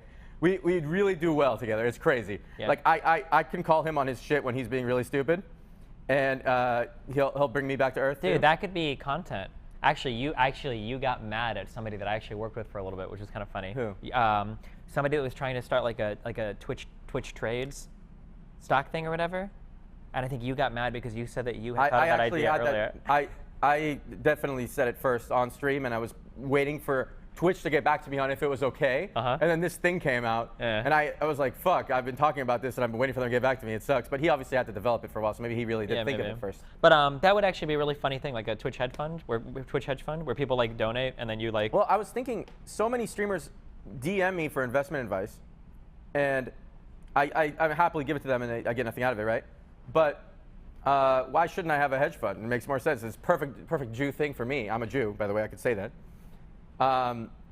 So this year, you know, with a lot of different stock positions, like 15, I'm up 64%, and I think the S&P is only up like 2 or 3%. This year, but there was a big correction at the beginning, right? Starting in January, I think. Right. Yeah.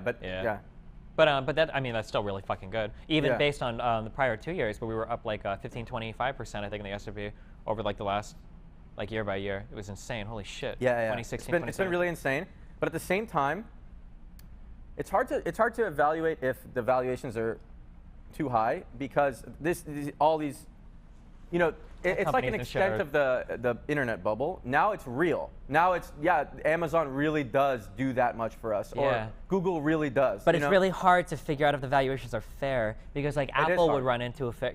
That's so hard. It's really hard. It's really hard. Yeah, because like these are valuable companies. They fundamentally are strong. They do offer a lot of good services. They're not going anywhere. Yeah, but they are making more and more money. They could still be overvalued. They could easily. Yeah, definitely. But it's so hard to tell. It's so hard. And no, it's fun. It's fun. And I think with Netflix is actually, for some reason, my dad used every company that is amazing now in the early days. So he was the guy who used the Apple II, the first like good Apple, not good, the first Apple computer.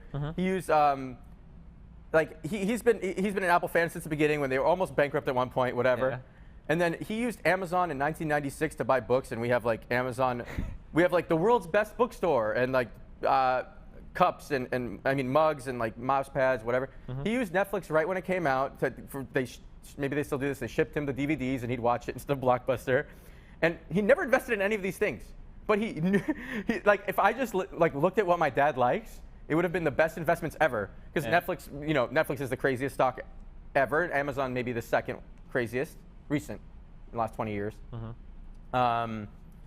Yeah, it's ridiculous to look at Amazon. Just refreshing Amazon and seeing how much Jeff Bezos is making is funny. Because he has 80 million shares. Yesterday, Amazon, maybe it's probably down today, but yesterday Amazon was up $19 times 80 million. Yeah. It's insane. He made $1.5 billion in one day, which is half the net worth of Donald Trump. In one day, he just could wake up. Or maybe even more, yeah. He could just wake up and he could be that much. And on over 5 years, Amazon's gone from 250 to 1,700. So he's made 120 billion or so. 20, yeah, it's He's insane. pretty fucking rich. 25 billion a year or something, yeah. 20, yeah. 24, yeah. Easy clap, yeah. The easiest clap. I mean, the richest person, right? So it's interesting to look at. And what does it make me feel? So you have no comparisons to any people, you're saying. So no, wait. I want to back it up a little bit. Yeah. Because the reason why I was talking about the trading thing and the poker thing was that whether you win or lose the hand, or whether you succeed or fail on a trade, doesn't necessarily mean you made a good or bad decision. Right. You can win hands, you play like shit. You could do. Right? You could. You can make a good trade that fails, but it was still you were still smart in doing it. Maybe some really unpredictable shit happened. Right. And the skill set that you need to go back and be truly honest with yourself. It's not impossible, but it's really fucking hard to do it. Like very fucking hard. Did you really? For me, it's impossible. I like to talk. That's why I like to talk with someone else. Okay. I evaluate his. He evaluates mine. It's like way so, better. Yeah, it's yeah. way better that way. Yeah, to have somebody to bounce if you trust their opinion. Yeah, but I feel like that skill applies to life to some extent as well. So like if you made a decision where you are streaming something different, or you're doing better, or you're doing worse, I think it's really important to be able to go back and look and honestly be able to answer why.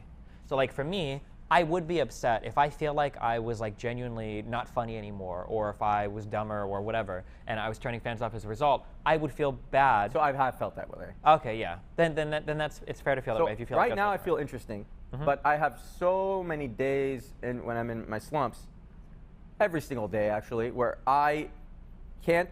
Every thought I have is boring to me. To me, that's what's important. I feel like I'm just listening to some record on repeat, just listening to myself think, and I don't want to subject other people to that. Yeah. And going live would, like, in my mind, just make people feel worse. And people think it's not true. They're like, we just want to see you every time, but you know, right now I'm happy. But there have been times where my stream has slumped from 20K average viewers to 5K average viewers within the course of 2 months of depression. You know. Yeah. And it's hard. You can't phone it in when it comes to streaming. You have to be there like 100% every day. Right. Yeah. No, and I even see it in relationships where you think the other person will love you no matter what, and they do. They kind of. Fuck that. I don't like unconditional love. I would never want somebody to love me no matter what. They shouldn't unconditionally love me. If I'm, why should they love my piece of shit self when I can't get out of bed? And then I feel like if they do love me when I'm a piece of shit versus when I'm not, like, well, then it's like, why do you even love me? Like, the fuck is the point? But I'm like a psychopath, so I don't know. No, let's keep going on that. That's interesting to me.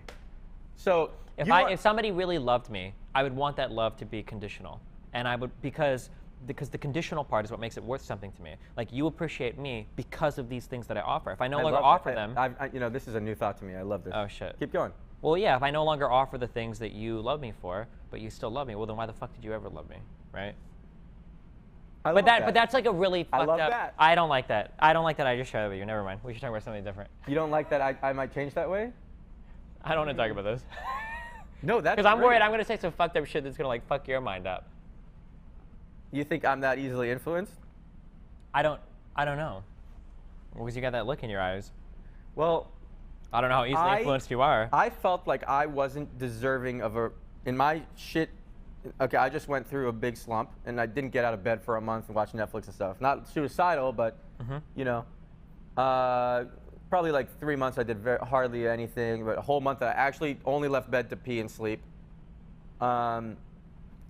It's like February maybe. And I felt like I wasn't worth another person's love. And I was in a relationship. And it made me feel guilty. I felt guilty even that this person has to be with me after they met me when I was in a good state of mind. And I think I'm right to feel that way. I'm waiting for you to talk. It's hard to relate.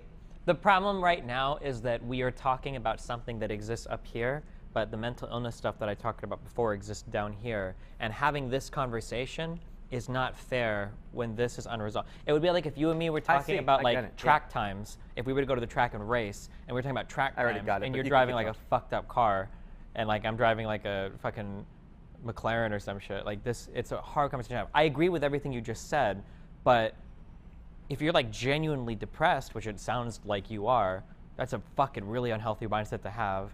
So like, I agree with you, but there's other stuff that has to be fixed before like you take on that mindset, if that makes sense. Right. God, it's so strange though, because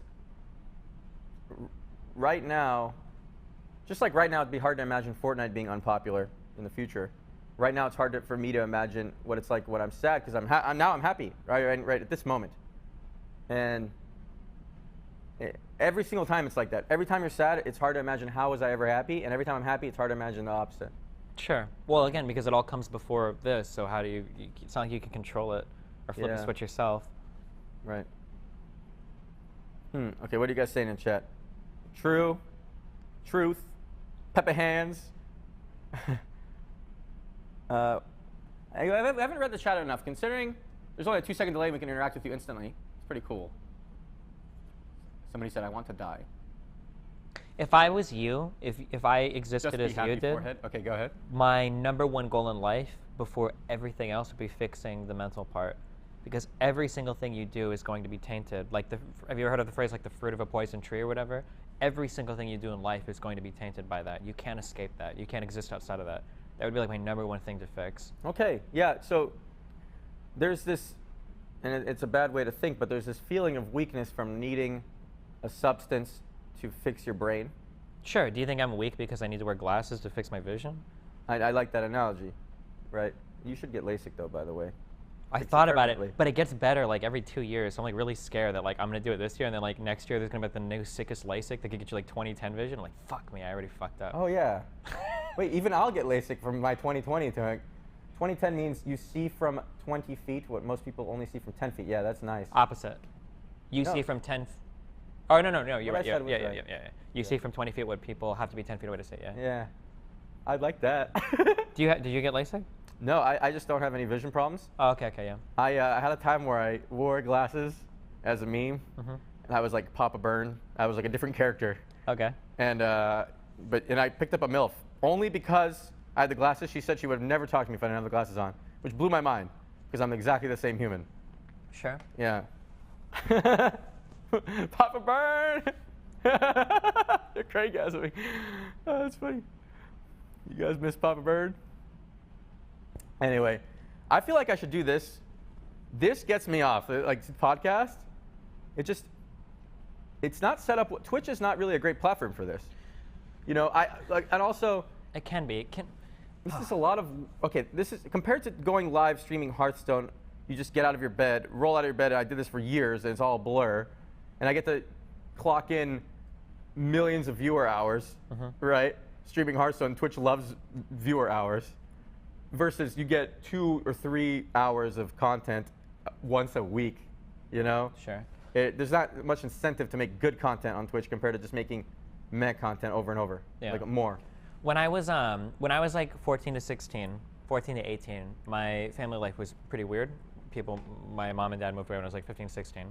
And one thing that I found when I was going through that period, and this is something that I still feel like very, very strongly about, is, and I'm saying this because you mentioned that when you do this, you feel happy. I feel like to find out if you're like truly content or truly happy, you should have something that you enjoy doing on your own that doesn't need any other person that provides you with a source of contentment. Fuck. I think that's so fucking important, because one thing that I've learned in life is that people are very fickle and can come and go or can change through no fault of any other person. Something I enjoy with nobody else there? For me, it was music. That's like my thing where like, even if I have no friends, even if I got a ton of friends, even if I'm pissed off at everybody, like I can go and sit down in front of a piano. This sounds really sad, but there's nothing I enjoy with nobody else I think there. that's a really big thing.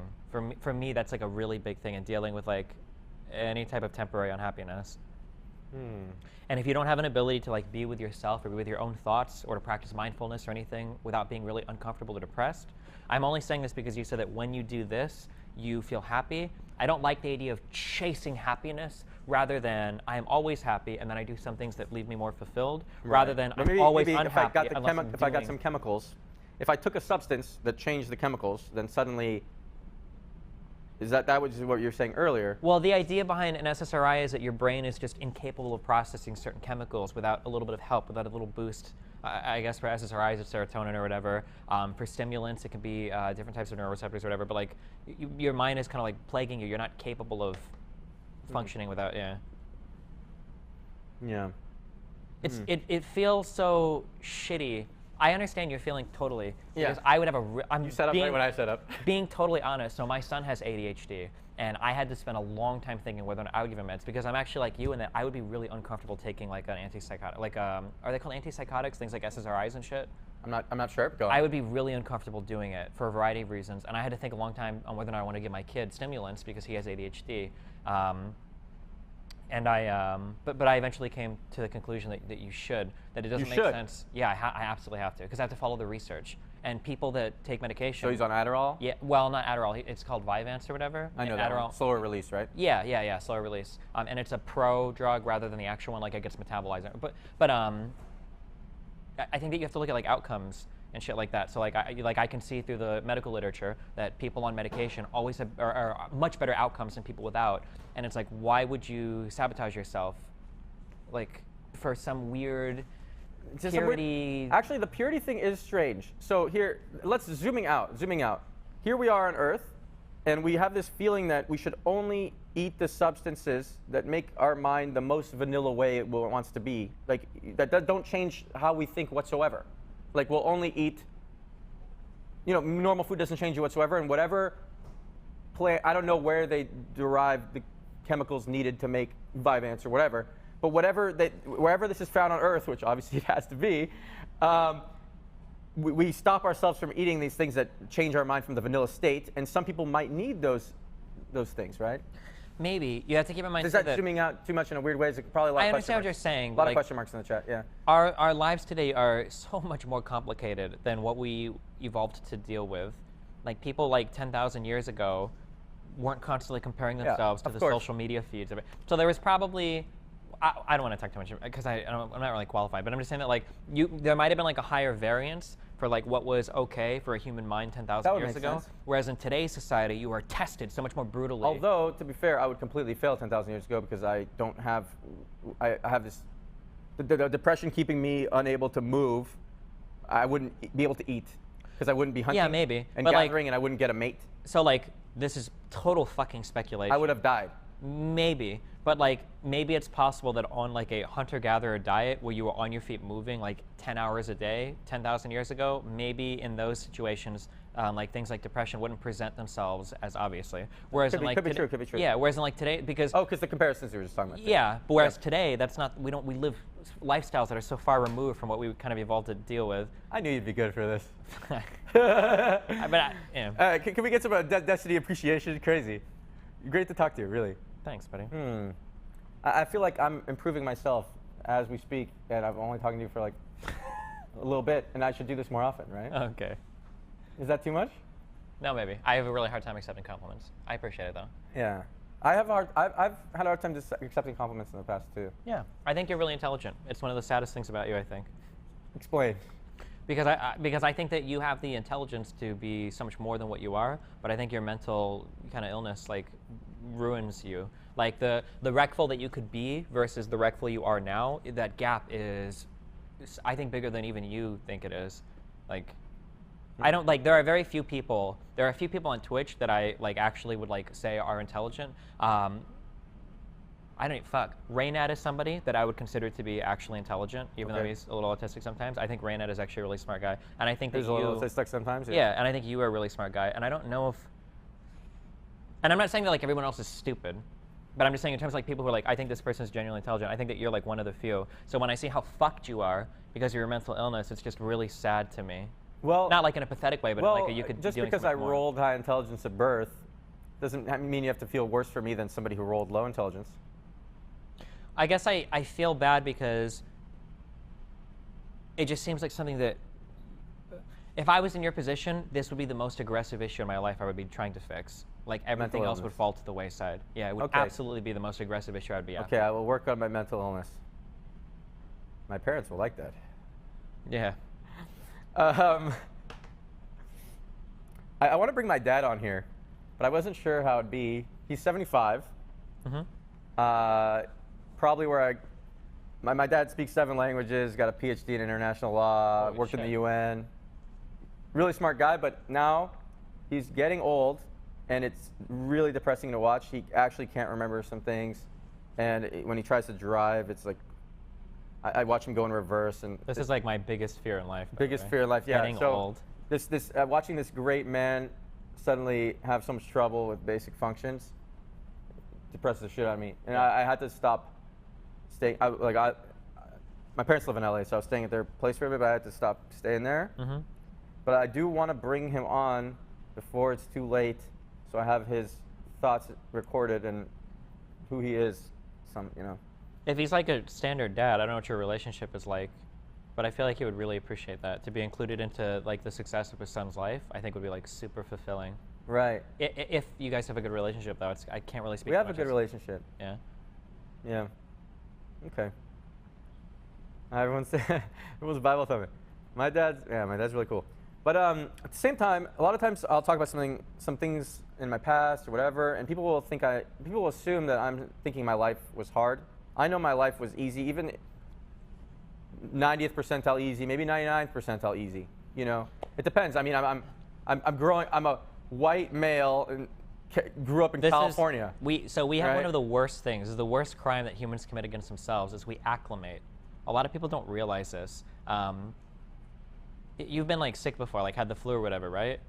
Or had like a cold or whatever? Yeah, of course. The worst thing in the world is not being able to like breathe when your like nose is super stuffy, and all you can think about is if I can just wake up tomorrow and take a full breath without having to open it would be the best feeling in the world. Right.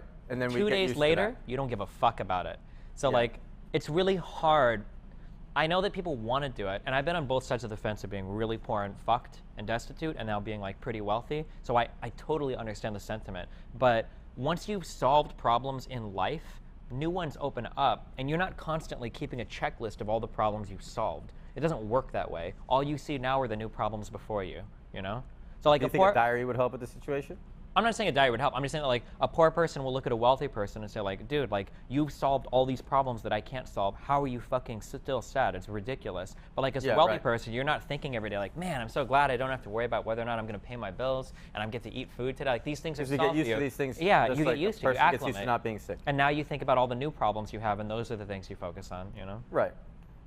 And I think an analogy can be made that will be specific to any one person's life in chat, and they would agree with you, but not necessarily with rich and poor, but with acclimating to their new environment, whatever's changed in their life, if things have gotten better or worse. But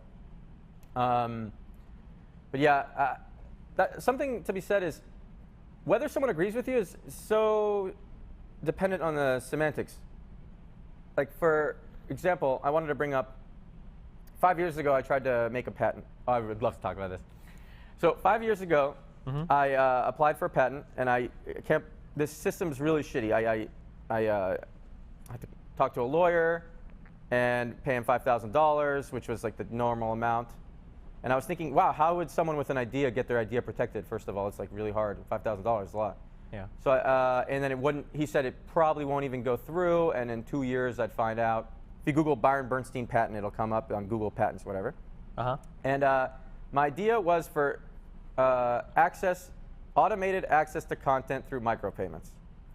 And what that is, I was thinking advertising is fucking dumb. Like I open my phone, and I go on Twitch or whatever, wherever, and I see an ad, and I have to watch it for 30 seconds or 15 seconds to get to the content. Why is it dumb? I'm valuing my time at less than $1 an hour because I know the person is getting less than a penny for it. If they're getting 1 penny, I'm valuing my time at watching a 30-second ad, $1.20 an hour, right? Yeah. So it shouldn't. I'd rather give the person the penny, and there's no system in place for me to automatically give the person the penny.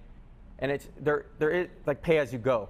There's subscribe, which is suddenly saying that I'm going to watch this person 500 times in a month. It's not really true. But the pay as you go system would be so much better. And it's a utopian society. It would take a utopian society to implement it because if I mention this, and this is why I mentioned semantics, if I mention the same thing, like, oh, you have to pay for the internet, people would hate that idea. And then it's like the topic of net neutrality or something. But if I mention it in a different way, like, oh, you have the option to not watch ads on your phone ever, then it's just how I worded it differently. And oh, do you value your time at more than $1 an hour? Well, to an intelligent person, the former question actually makes total sense. And I could see, depending on who you are, when someone is like, wait, so you're saying I've got to pay to watch this video instead of just watching an ad? Okay, well, if you watch the ad, you're paying anyway. You're just paying with your time. Right, so you should have the option to pay with your time. Just like you can watch ads for bits on Twitch, you should be able to pay bits to skip ads. And that would be nice when you're on your phone. And it's also pay as you go, and then if you stop using Twitch for a month, you're not paying a subscription. Sure. I would like that a lot. And there's just something better feeling about paying as you go compared to paying a subscription to something. Yeah, it'd be interesting to see what that would cost at the end. So you'd have an account and you'd put like $50 in it for the month, and you'd see like at the end like where all your money is going. And I see everybody saying ad block easy, and I totally agree with you. Until everything on the internet starts switching to subscription models, but people think stuff subscription models, and on your phone it's not easy to ad block. And the reason ad block is bad, and I'm not saying this from due perspective for my own income, is you are taking away incentive for people to create good content. And I agree with, I use ad block. I use ad block because I rather give the person I'm watching a penny than watch an ad. And I agree with ad block. I use ad block. But the system, the way it's set up is bad. There shouldn't be ads most of the time in general. Ads shouldn't be one of the main forms of monetization.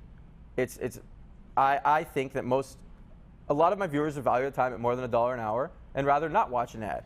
So they would use ad block. It's really hard. You would make people, I'll let you talk. Yeah, go. You want to Oh, no, go for it. You said, I'll make people. I lost my train of thought, but you can go. Fuck. Well, we were just talking about ad block, and then I think you were going to say, I'd rather make people pay a penny than watch an ad, or? No. Oh, shit, I interrupted you. It's okay. But yeah, when people hear this, they're always like, oh, this is a stupid idea. But I can think about it, and I know the internet would function better this way. There's even some cryptocurrency that is this now is trying to copy this idea. Not copy, because they didn't take it from me. Yeah. But like BAT or something, basic attention token, something like that. I think using bits is, because Twitch has bits, it makes sense. Like, oh, pay bits to skip an ad, pay as you go. That kind of makes sense. But not everyone wants to sign up and buy bits. I don't want to do that. So it's like, it would take this system set up like where you have money in your Google account or like in your browser. You just have like $10. And as you're visiting sites that you enjoy or blogs or videos, whatever, it's automatically transferring 1 cent to that person, which you'll never fucking even notice. But for that person really adds up because 10,000 cents will be $100 if 10,000 people read his article or whatever. You get $100 every time. And then he's feeling like he's correctly valued instead of subscriber models. Like, who knows if he's going to get a subscription. Yeah, you don't have ads shitting up the page. The presentation is better. Yeah, and the ads aren't like making the page ugly. Like, I would be happy to, and Wikipedia asks for donations at the end of every year. I'd be happier to just pay as I go. Here, I'm paying a penny every time I use Wikipedia. And if it was the whole internet was set up this way, even though it's like, oh, I'm paying for internet, it's going to be like $10 a year, you know? It's like, or 20, or I don't know how much you guys visit different sites, but I think it would work really well. I hate that you agree, because I wanted you to have some I wanted to discuss I mean, the only thing I take issue is like when I was like really poor, paying for anything on the internet was like super inconceivable. Paying for my like RuneScape account was a really big deal to me. Right, so you can watch the ads instead though, or have ad block. Yeah. You just don't. Yeah. But there would be better content for you to watch on the internet if everyone was automatically paying the content providers 1 cent, and people would be more incentivized to create content, and like the smartest people would be more likely to make blogs or whatever, give out financial advice or whatever the fuck. All of a sudden, if it was well monetized automatically, and it has to be Google. It has to be a huge company to set this up. Yeah. Yeah, I don't disagree. Yeah. Sorry. Damn, you agree. Fuck, usually I argue with people about this. Okay. I mean, we could quabble over like implementation, but I mean like. Okay. Fuck, he disagrees. Okay. That's weird, because every time I say it, everyone's like, I don't want to pay for the internet. Fuck that. But he agreed, so. But you pay for it anyway. A lot of people don't realize that. Go on with that. Well, because your time is an important resource. I saw somebody in chat say something that was really sad to me. I totally understand how people think it, though, where he said, you're forgetting that not everybody has different sources of income. Maybe they only have like the one job that they work, so they're not actually being able to do anything else with their time. But that's not true. You can always do things with your time, especially with the internet today. You could be learning an ability, or you could be investing in yourself in some way, reading books. Learning is so much easier than it once was. Imagine you want to know one piece of information, you have to open an encyclopedia. Like by the how time many? You get there, you might not even be interested. Yeah, well, like Google. People take this for granted so much. 15 years ago, if we were having this conversation and you would ask me like, how many burgers can you make from a cow? I don't even know how the fuck I would begin to answer that question. That's true. I have no idea where I would go for that information. Maybe a phone book, and then I would like call like oh my God, Omaha Beef or some shit, and it's like, listen, do you have like a cow slaughterer there? Yeah, wait. Yeah. Oh, like my cousin's cousin, he's like on a farm, but I guess he just kills the cow. He still doesn't make the burgers, so then like maybe he can talk to the guy at McDonald's. Like, I don't know. Yeah, it would be really fucking hard. Yeah. That's funny. I want to see. While I was on the Uber here, and I was planning to just completely wing the whole thing, but I wrote down some shit that I was interested in hearing from you, and I want to see if any of it is any good. Okay. Something annoying about the patent. I wrote this down. So I realized America sucks in this way. I had to pay $5,000 for the patent, and it was a very small chance to go through, which, by the way, didn't even go through, and it's like reapplying, like abandoned, and it's a reapply. I don't know what's going on. And then after I got it, I talked to people I knew who worked at Google, whatever, and what they told me was, oh, sorry, we actually can't, I have to stop you here. I can't listen to anybody who has a patent about any idea, because then if we accidentally steal that idea, Google will be sued for more than if we didn't hear about it. Yeah. So I'm not allowed to listen to you because you tried to protect your idea with a patent, which is so fundamentally fucked up, right? You need to protect, I wrote this down. You need to protect your idea by making a patent, but then you can't pitch your idea because you made a patent. It reminds me of like the funny meme where it's like if, it's the Catholics that believe that like if you'd never heard of God, you can't go to hell, because it's not fair to send somebody to hell that didn't even know to God, or that didn't even know God existed. Oh, so like tell me about it. So when the Don't tell me. missionaries go like traveling, So it's missionaries like are you're fucking- fucking everybody up. Like, why would you do that? Like, just keep your mouth shut, dude. You're Yeah, yeah. now you're reducing their chances from 100% to some other percent. That's fucked up. That's real fucked up. Yeah. That's a great one. So it sounds I kind like of that a lot. I really have to go to the bathroom. Yeah, go for you it. think you want to talk to the chat for a bit? Sure, why not? Okay. So something's wrong with my prostate. I pee like sometimes 40 times a day. 40 times a day? Yeah, but I talked to a friend who's a doctor because I was lazy to go to the doctor, and he said it's just like probably prostatitis or something. That's not really a big deal. You should look into that. That's And important he for said I should still go and look into it, but he like calmed me down that I'm not. prostate is tied to sexual cancer or function. something, huh? Prostate is tied to sexual function too. So maybe that's why I don't. maybe, dude, it could Okay. be. Look into it. How do I turn my mic? Prepare yourself mentally for the bazaar, okay? That'll be our next topic.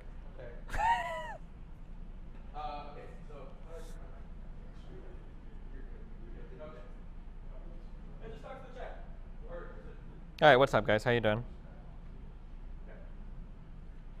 All right, let's talk about some real shit, guys. You guys see that Manafort shit this morning? Can somebody tell me why these guys that are involved in like literal fucking international espionage and shit? Why don't these guys have VPNs where they're sending encrypted information back and forth? Especially if you're trying to like bully and tamper with like witnesses and ongoing cases and shit. How could Manafort be so fucking stupid? Which camera? Is this one live right now? The guy was under house arrest, and he's literally like shooting text messages to dudes. Like, why am I reading the exact fucking messages that you're sending? How are you not using an encrypted device? He was only under house arrest. Someone else could have brought him a device that was encrypted to be using like another like tunneling service to send the information through. Holy shit, it's so fucking stupid.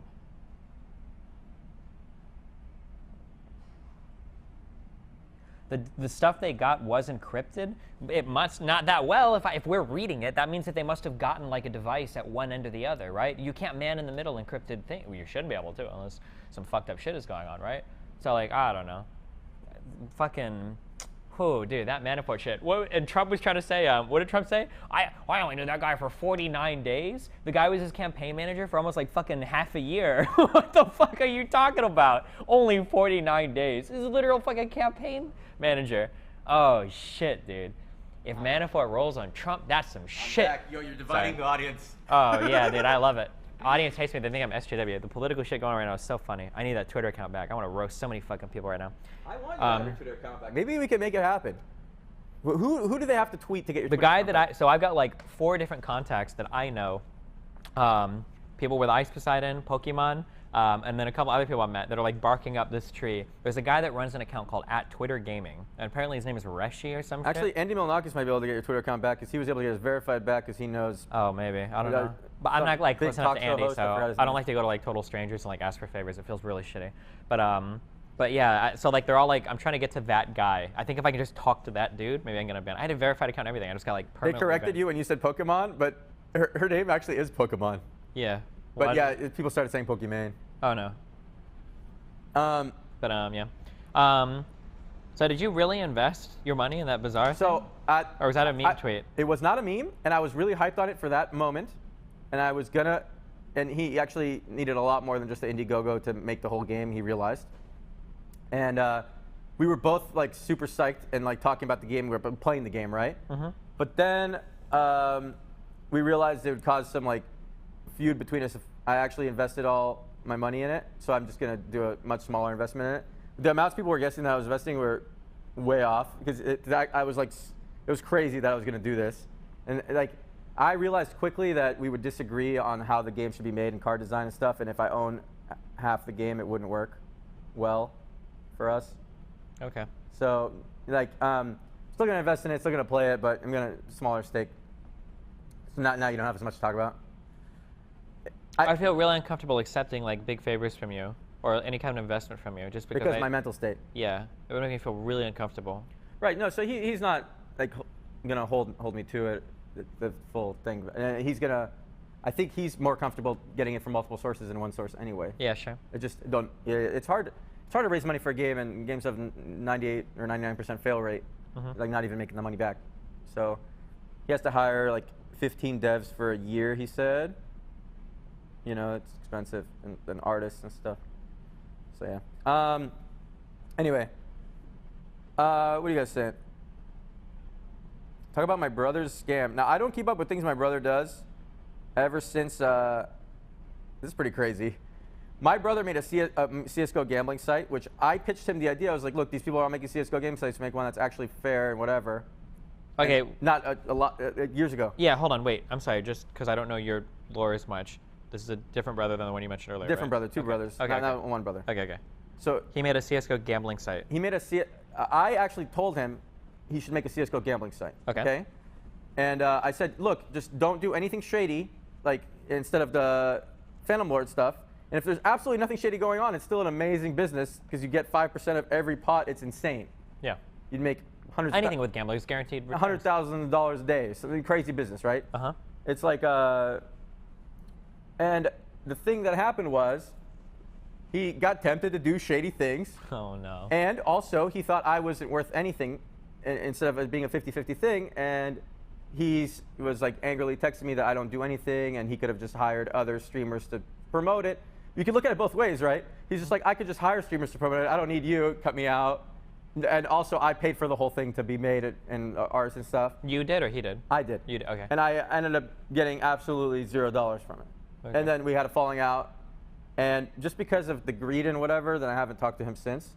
Oh, but, damn. he's very different than I am. And it makes me uncomfortable. But at the same time, he's like he can find happiness in things, and like traveled a lot, and he went backpacking in South America for like 6 months, and I want to be like him in some ways, but just, yeah, I don't know. I don't know about his business practices. Out Jude. Out Jude. No, the thing is though, I don't see him as a bad person necessarily for it, because he actually, you furrowed your brows. Yeah, because I just. He actually believes I was worth nothing to the project and that he was getting fucked. Like, his intentions aren't necessarily bad, and he just has higher self-esteem or whatever to believe that. A lot like Reynad. Reynad has really high self-esteem, so not that his intentions are bad when he's making a deal with you, but you know, he believes he's worth a lot to the project. Yeah, but that shows like a pretty big lack of empathy, I think. Okay, but yeah, maybe. Yeah, which is a bad thing. Okay, so maybe less like. Maybe not like Reynad exactly. Like, say that I'm like married to somebody and I meet like a supermodel and I fuck them, and like I go back and they're like, well, why did you fuck the supermodel? You cheated on me. And you're like, okay, but she was so beautiful and like I'm so cool. Like, you should understand. And they're like, well, no, that's kind of fucked up. Like, you would never say like, well, that person genuinely wasn't a perfect thought. analogy though. Well, but like your argument would be like, okay, well, that guy wasn't like meaning to necessarily like cheat on his wife. Like, he actually thought that she would be supportive of it because the other supermodel was so hot and the guy was so cool. And it's like, okay, but that's just like a big fucked up lack of empathy on his part. I agree. Right? I agree. Yeah. It's not a perfect analogy, but it's good enough, I suppose. Okay, sure. You guys are Omega Lolling? Oh, that wasn't supposed to be a reference or anything. Fuck. But maybe that's not. It's not. Was it a supermodel?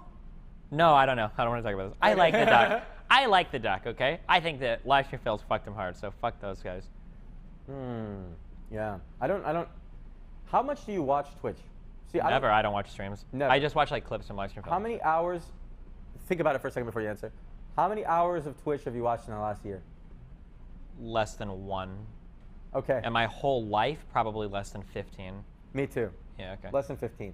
Streams are really boring to But me. I recently watched Twitch for 2 hours. The day that there was the Fortnite tournament and the Smash tournament. Okay. And Soda was streaming Jurassic Park game, and Becca was streaming just playing Fortnite. And then I watched all these streams and enjoyed them for a while, and I was like, wow, I'm actually enjoying this. I guess to clarify, because Chad's calling me out, I guess like if I'm like talking to somebody or trying to talk to them, I'll like turn on their stream and like watch it, so like I'm trying to get a hold of them. So But not, I guess that's like, different a little. Yeah, but not like in my free time, like I'm watching streams or whatever. So. Yeah. Why I would watch Twitch if I was playing games though, because I have it on my other monitor. But if I was playing games, I'd be streaming. So you're not watching Twitch? So then I wouldn't be watching. Yeah. So. It's hard for me to stay interested. I would listen to a podcast. I've never tried listening to a podcast, and I feel like I would enjoy it. Do you enjoy it? Do you do that? Maybe. People talk really slow for me, so I can only listen to YouTube where I can like speed it up. 1.5, yeah? Yeah, when I speed things up, I can listen to them, yeah. The big problem I guess I want to start listening to, I should. I don't do enough to like stimulate my mind, and I think podcasts are probably a good way to stimulate your mind. Don't you have friends that are intelligent and stimulate your mind? No, I don't. Really? No. Nobody? That sounds really fucking narcissistic and really mean. I'm sorry. I don't have, let me be more specific with that. I don't have friends that share the interests that I have that stimulate me in the ways that I would like to. So like my big interests are like political things or philosophical or ethical things, and I don't have friends that are like super big on that where I can. Okay, so I'm not interested in the political topics at all. So am I not stimulating you? No, you're interested in other ways. Like everything that you have in terms of the Twitch history, and then anything related to like what's going on with Twitch or your personal life, I think are really interesting to me. None of the philosophical? Well, we're not really talking philosophy, are we? But what if we were? Well, I guess we can try it. I don't know. You might be a basic bitch when it comes to philosophy. I could be a basic bitch. Sure. Talk to me about philosophy.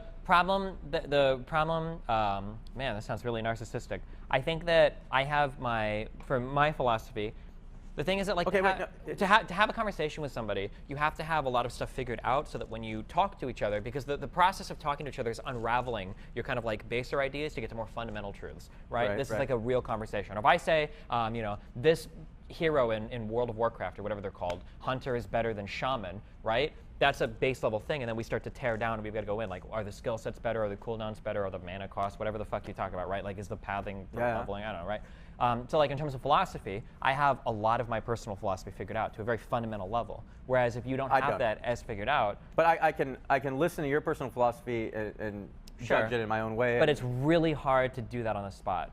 I can't Let's do it on see. the spot. I'm curious. Wait, but before we do that, Sure. it is surprising though. Okay, let's say you have 5,000 viewers or whatever. Okay. You were streaming yesterday. You had 5,000 viewers or something. Yeah, right? I did my IRL shit. Yeah. And there must be many people in that stream as intelligent as you are, but just being intelligent is not enough for you to enjoy the conversation with them? There are certain qualities that I like in people that I see in myself, but maybe I'm delusional or not, that it's really hard to find in other people. Like, Okay. I can get really close to some people. Like, I really... So it's not just intelligence. It's not, it's like, there's like kind of a detached, dispassionate, objective analysis of things is really hard to get. And I'll find some people that match that pretty closely, but then I find out that they're like highly spiritual, or that they're also very religious, or there'll be like one thing that kind of like fucks everything else up. In high school, if I found out anyone was religious or into astrology, stuff like instantly I could not like this person. Yeah, I wouldn't say that for me. I would never go that far that I can't like them. I actually couldn't. Oh, wow. But, Yeah. but like for me, like it kind of taints everything. Not like that. Or not really taints, but it just makes me kind of wonder on everything else. Like How is their thought process to me logical if they arrived at these conclusions? yeah, exactly. Okay. Because what I like is the process. I don't care about your conclusions at all, actually. We might think wildly differently. It's the process that interests me the most. Because Okay. people can use very intricate and very rational processes and arrive at different conclusions sometimes. The League of Legends conversation. No, wait, which one? Not that one. The one just today. Oh. About the practice. Oh. I know you're laughing at that one. The other one the other one was really interesting. I don't the want first time I debated I don't want to do this. Yeah, it's fine. It's fine. It's fine. I had just started playing League. Oh, he doesn't no. want to do it. It's fine. You can bring it up. If you bring it up in a non-biased way. It's not biased, Okay. I think. I just started playing League. Let's see if it's biased. Correct. Stop me at any moment. Okay. We're playing League together. And I'm trying to decide, I have 6 items, what item to sell for another item. And I said, oh, I could lose 10% movement speed for like 20% damage or some shit. I don't know. I was looking at it. And then he's like, you should never think about it like that. Is this right so far? You should think about it. You need a threshold of movement speed to catch the opposing champion. Look at the other champions. If you have that movement speed, then you could do it, then whatever. And I agreed, but that I have no idea what the thresholds are. So the best thing I can do is look at it like that. And then you thought that it was wrong of me to do that. Is that biased? Was that biased? Yeah, that's biased. Or no, that's not biased. That was It's good. not biased. That was a good telling, yeah. And we had a disagreement on that. Right. And we how argued did we about talk about that for 5 hours? I don't know. Doesn't it seem straightforward that you're right in the situation with more information and I'm right for my situation? I think we have very strong convictions, and I think that neither of us like to let go of them very easily. Okay. Which is good. I like that. I appreciate that. Yeah. I'd rather, well, unless you're being really dumb, I'd rather somebody with strong convictions than somebody who rolls over on everything I say. Okay. That's a big issue I have when I talk to people. I actually really appreciate people that disagree. Tell you to fuck off. Yeah. Yeah. That was Not, like- not completely, but. No, even completely. My first girlfriend, serious girlfriend, and then wife was somebody that did that to me a lot, because I will steamroll you in a conversation if you're like really passive. Right. Because I'm very confident and very aggressive. in Right, everything I right. say. So I need somebody that can be like, hold on, you're full of shit right now. And then they tell me why, you know? I want to get into the philosophy stuff. So what do you enjoy talking about? I don't know anything. I don't understand my personal philosophy, you know. Uh-huh. So let's see. What do you believe? I guess like, so root philosophical belief is that I want to maximize my own personal happiness, my own personal well-being. Okay, well, most people would agree with that for themselves, right? No. Very few people agree with that. Okay, I want to maximize my own personal happiness, but Sure. I don't want to step on too many toes in the way. Yeah, most people typically come from a place of like, I want to maximize the happiness of all sentient creatures, or reduce suffering of all Really? sentient creatures. Yeah, or I want But most people, I want to treat humans. Day to day, most of those people aren't donating to kids in Africa. Oh yeah, you run into a lot of weird shit. Yeah, but I mean, usually, I want to maximize the happiness of. I want to maximize my happiness and the people directly around me that I enjoy spending time with. Mm-hmm. That's. I would assume that that's most people.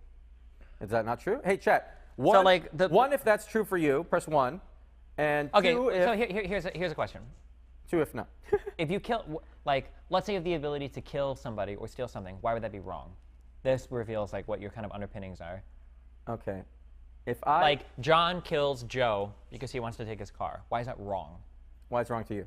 I don't think it's fundamentally wrong. I don't believe in any type of objective morality. I don't think there are fundamental objective truths to the world Okay. or anything like that. So if John kills Joe to take his car, okay.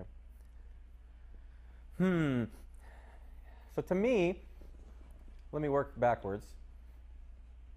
I like this. Okay, I would want to first assess if I believe what qualities do I not like in people that make it so that I don't think they're as deserving to survive as others. Okay. That's a strong statement, right? One thing you have to think real fast, if that's going to be your basis for consideration, you have to acknowledge then that other people will use a similar basis or could. Right. You got to be careful that they don't deem you as unworthy of survival. Right. But then, I mean, the main thing is we're set up in a society with a government that doesn't allow these things, and we have an immediate punishment. So you appeal to the legal system to figure out what's morally right or wrong? I'm not saying it's morally right or wrong, but I wouldn't even consider this. It doesn't even come across the consideration when I see Joe and has a nice car to kill him for the car. Okay, what about I know it's not gonna be worth it. What about 120 years ago? Would you agree then that, like, say, slavery was morally acceptable because the government said it was legal? I wouldn't agree that it's morally acceptable, but you know, it's like the experiment with the obedience experiment. You know, Like the Milgram experiment, I think that's what it's called. Yeah. where you shock the person. Yes, with the, that one. Uh-huh. So I feel like when people are in a situation where their authority says something is okay, they're more likely to just go along with it, and they put the blame on someone else. Oh, it's just my job. Sure. These are like Oh, statements of the human condition more so than like a question of what's morally right or wrong, right? Okay. But yeah, do I think it's morally wrong? Yes, I think it's morally wrong. Why? Why do I think it's morally wrong? That's a hard one. Okay, it is a hard one. So why is slavery morally wrong? Or no, well, go back to the original one that we were talking about before. That's killing Joe? Yeah, John killing Joe for his car. Why is that morally wrong?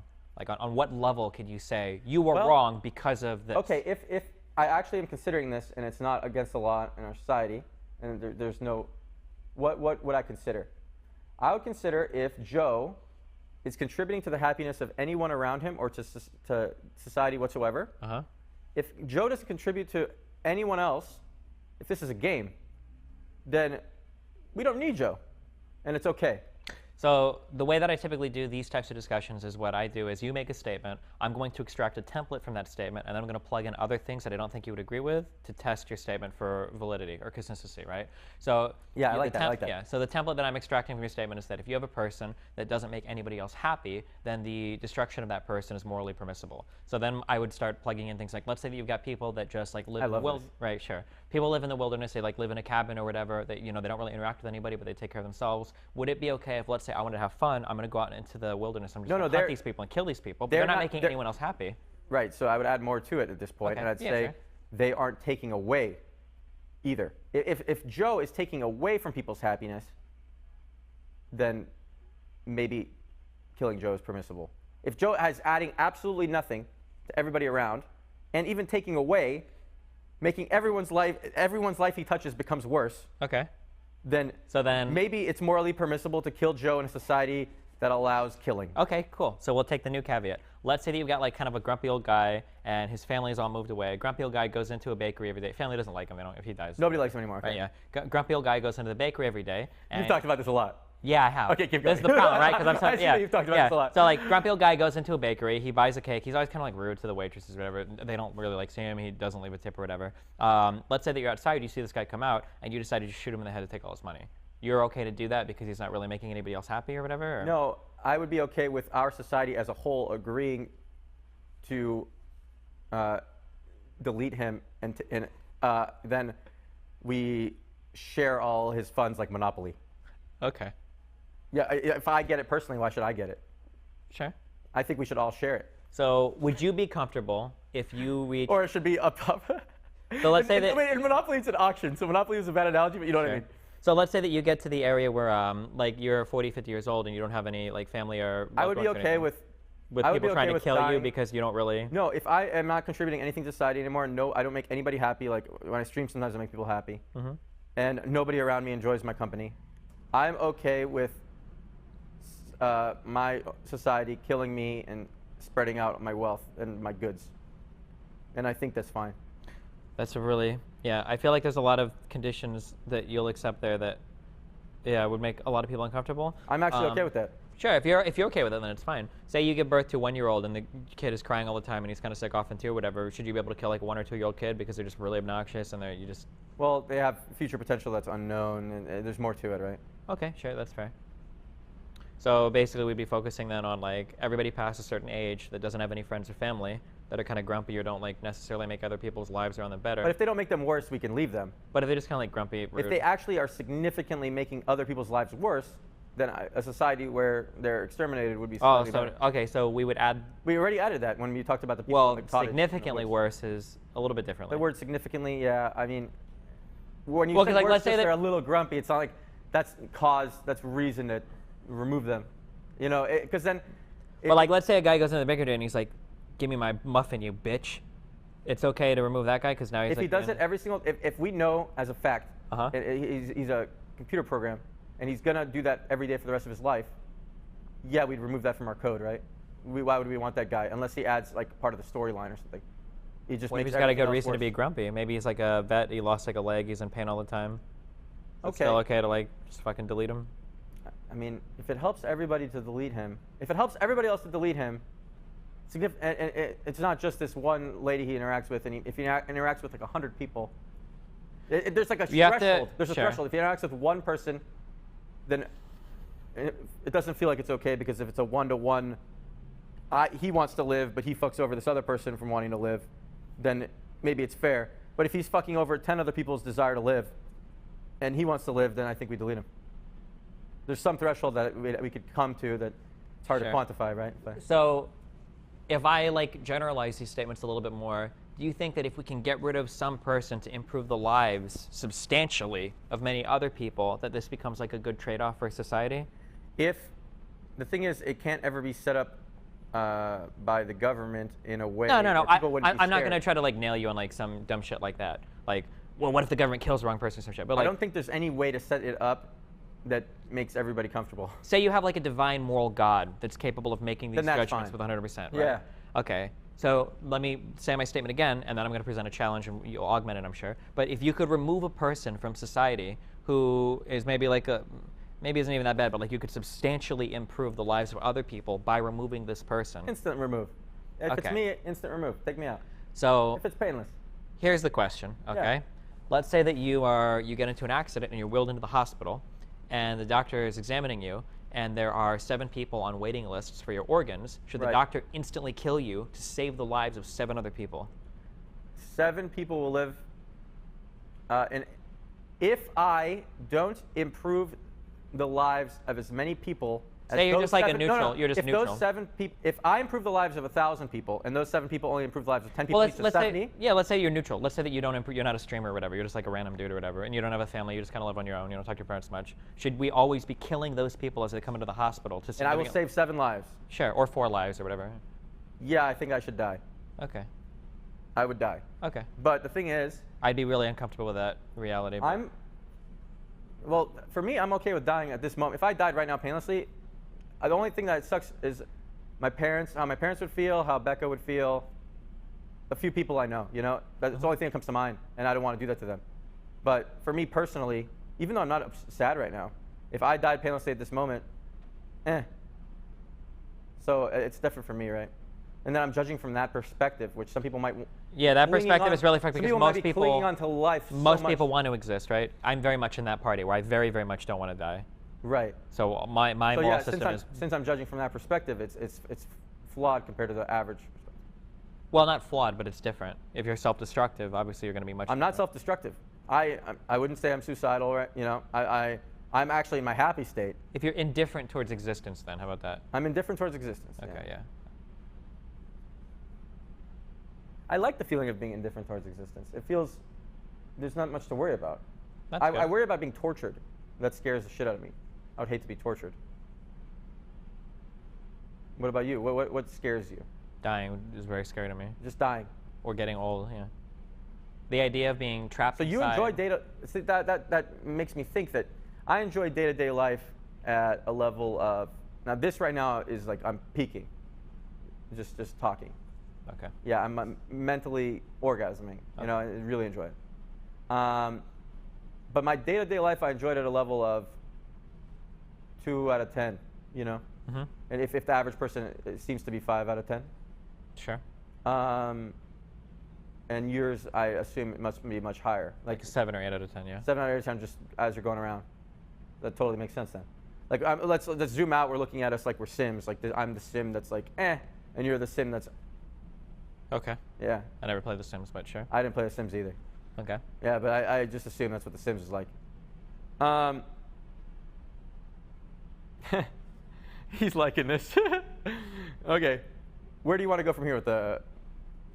Since I was willing to die, did it end the conversation? Kind of, because we start at different fundamental levels. If you're willing to accept your death so easily, then there's a lot of like stuff that you could buy into that most people wouldn't be comfortable with, because most people don't want to die.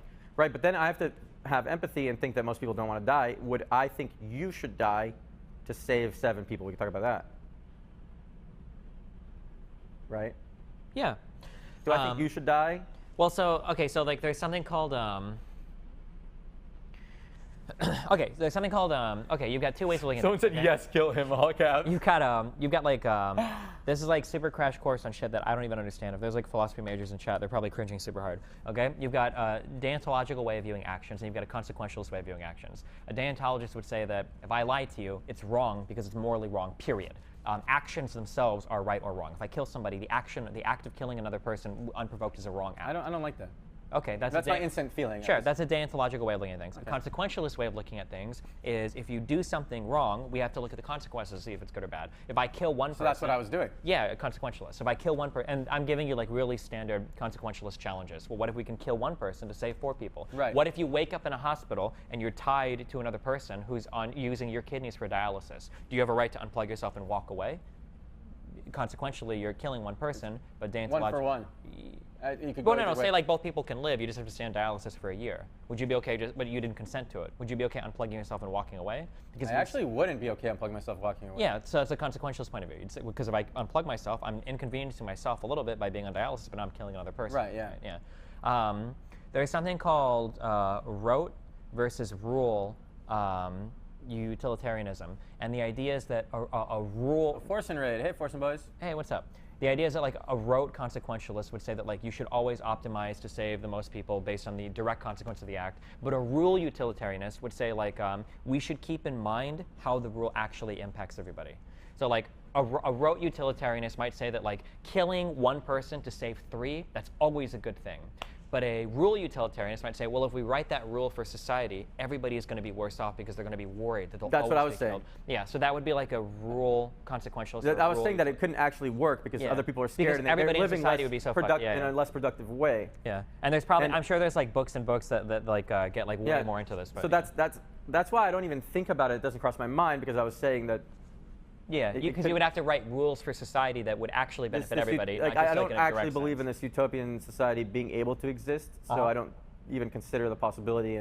But it was fun to think, oh, if I have to die to save X people. Yeah, it's nice to explore these. But I would actually go into those X people and see if how many lives they're directly improving. Sure. And then it'd be all mathematical. That's just a really hard one because you're making such strong moral judgments on people based on and you happiness can't know, that but they if bring you're a other divine people. being, you were saying.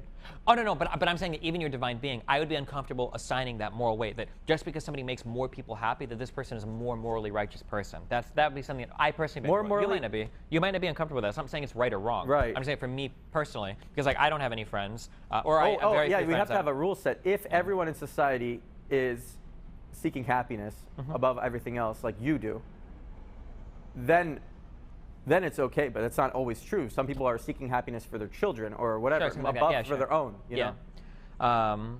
Yeah. The nice thing about having your fundamental things, this is very true in a business sense as well. I think Devin calls these first principles. You familiar with that expression? I'm not familiar with any of this shit. I don't Sure. read anything. Basically, that like, it's true of investing, it's true in poker. You have like these first principles that everything stems from. A lot of questions are this is like a nice thing about having this fundamental shit solved, even though it's really hard. There are a lot of questions that some people will wrestle with a lot that are actually very easy if you've got this like fundamental shit solved. Yeah, but there are times where it comes up where you think you might be contradicting your own opinion on a decision. Maybe, but then you solve the underlying Here's stuff. something really weird with investing. Okay. I wanna see how you approach this. Oh shit.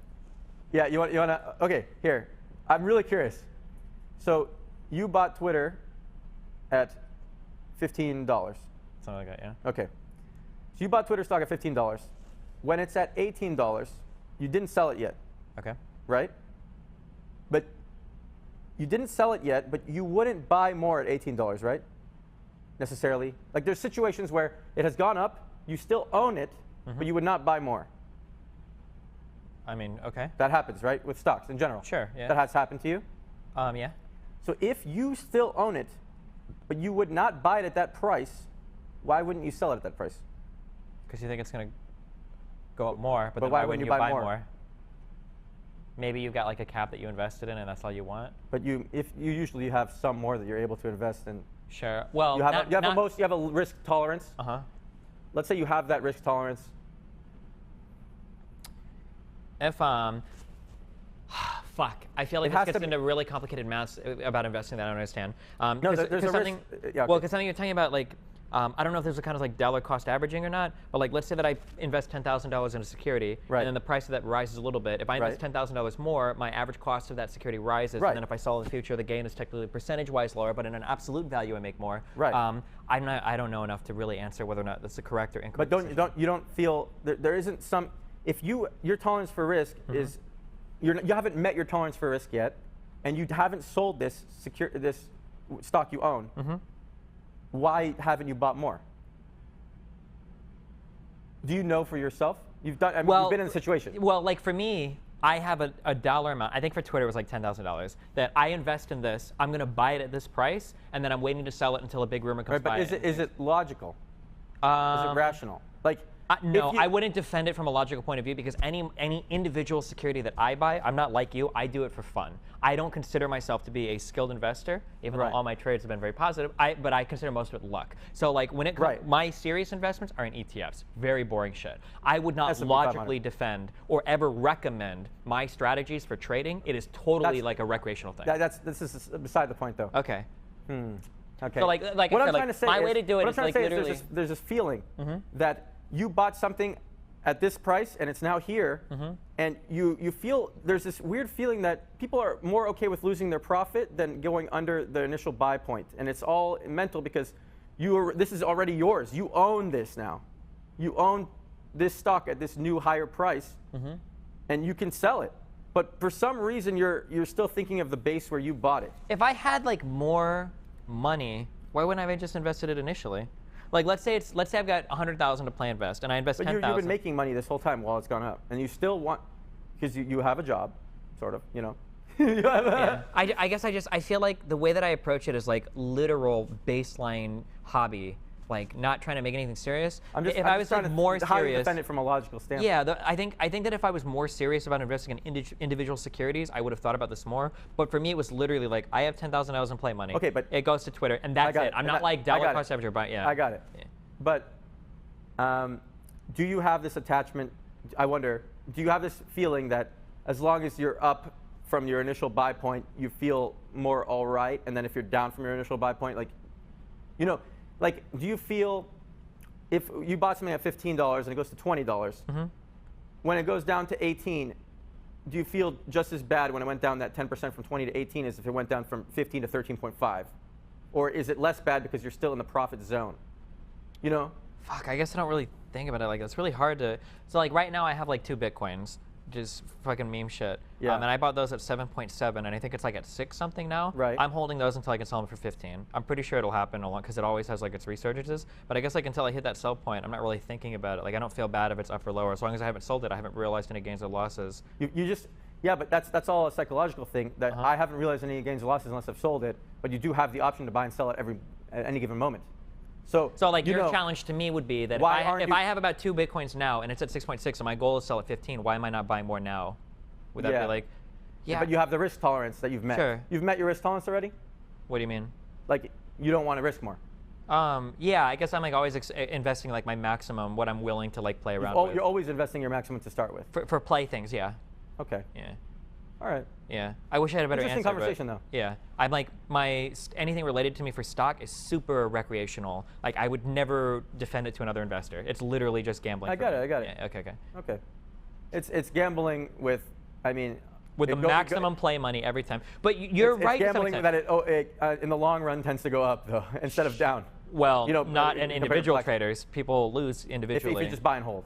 If you just buy, you're holding ETFs and stuff. You have S&P 500. yeah, probably. based on the market, but crypto is not necessarily the same. No, definitely. Yeah.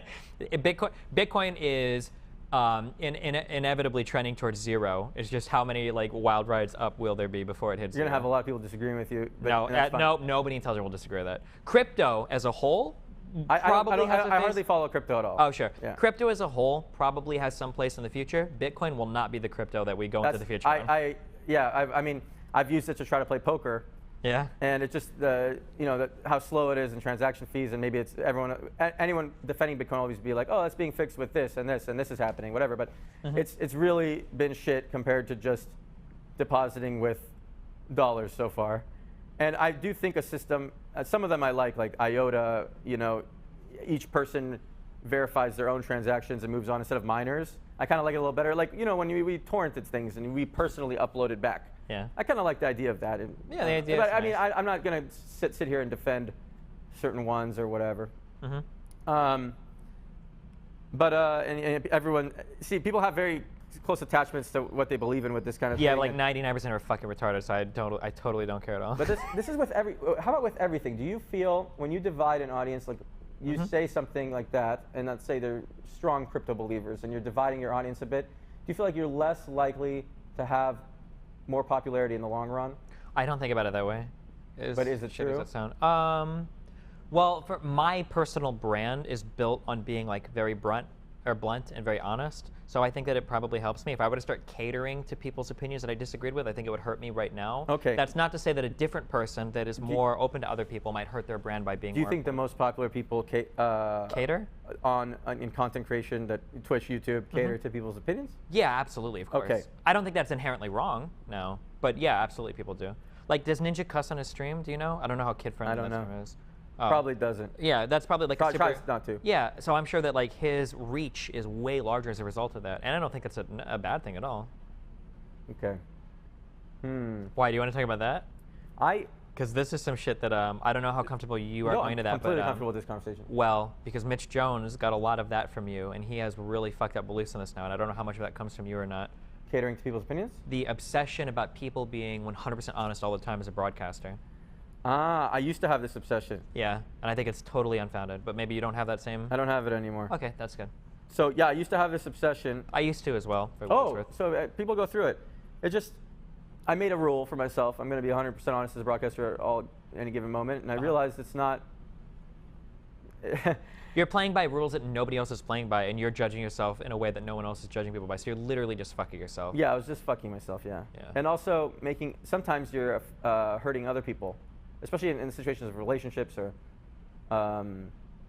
You're hurting other people to stick to your moral ground of not lying. Yeah, that doesn't get you anything. Doesn't get you anything. Yeah. It's stupid. Yeah. So now I'd be totally comfortable. Let's say, what's a situation where I would be totally comfortable lying now? If I know talking about somebody I've been interacting with would make that person unhappy, I'm totally comfortable lying and saying I have not talked to that person. Mm-hmm. And I used to not be comfortable in that way.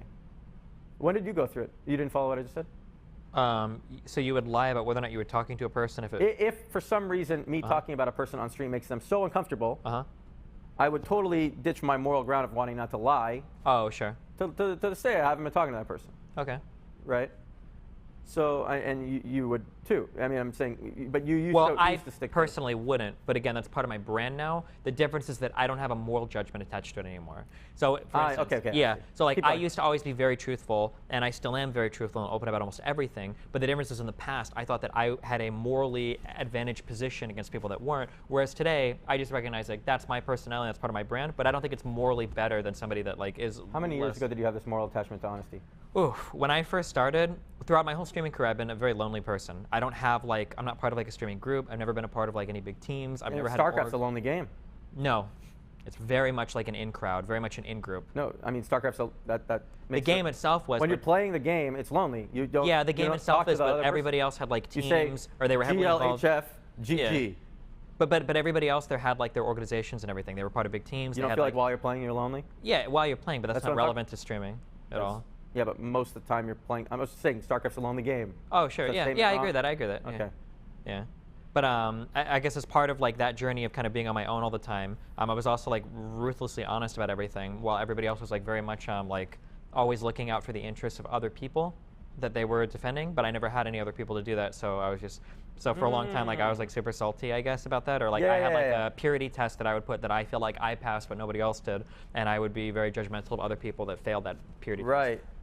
Wow, that's very similar to how I felt. Sure. If they didn't pass my purity test, I would look down on them as broadcasters. Yeah. Yeah. Guess we finished that conversation. What do you guys want to hear about, chat? We haven't. Purity test, lol. Date Clint. Poker stories when? Oh, poker stories? Dick size. Do you want to hear my quick meme story? So I know that he sent a dick photo to someone who I've catfished sent him. tons of dick photos. Tons There of are photos. so many dick photos He's gotten out there. catfished many times, right? No, I didn't get catfish. I called the girl ugly in a private conversation, and she found out about it, and she released my shit. I You shouldn't got have called catfished her at least ugly. once. I heard about this many times. I've gotten catfish, but I never sent personal photos to people that have catfished me. Okay. There's a lot of other stuff floating out. If some girl decides she wants to spite me, I mean, you can find a lot of shit about me on the internet. And the other guy wanted to hear bad poker stories. Sure. Do you want to tell yours first, or do you want to tell mine first?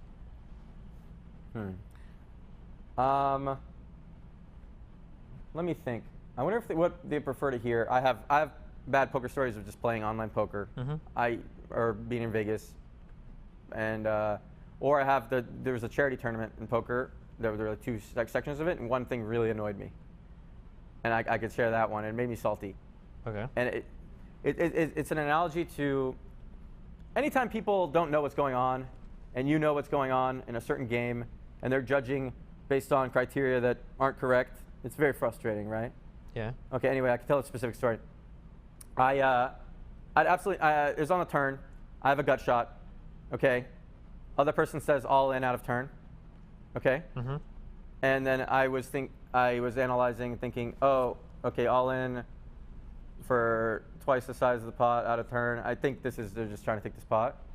And then I decided to go all in because they aren't actually all in, because they said it. They should be. They said it out of turn, and we decided that it was decided by the dealer that they weren't actually on all in anyway. Okay.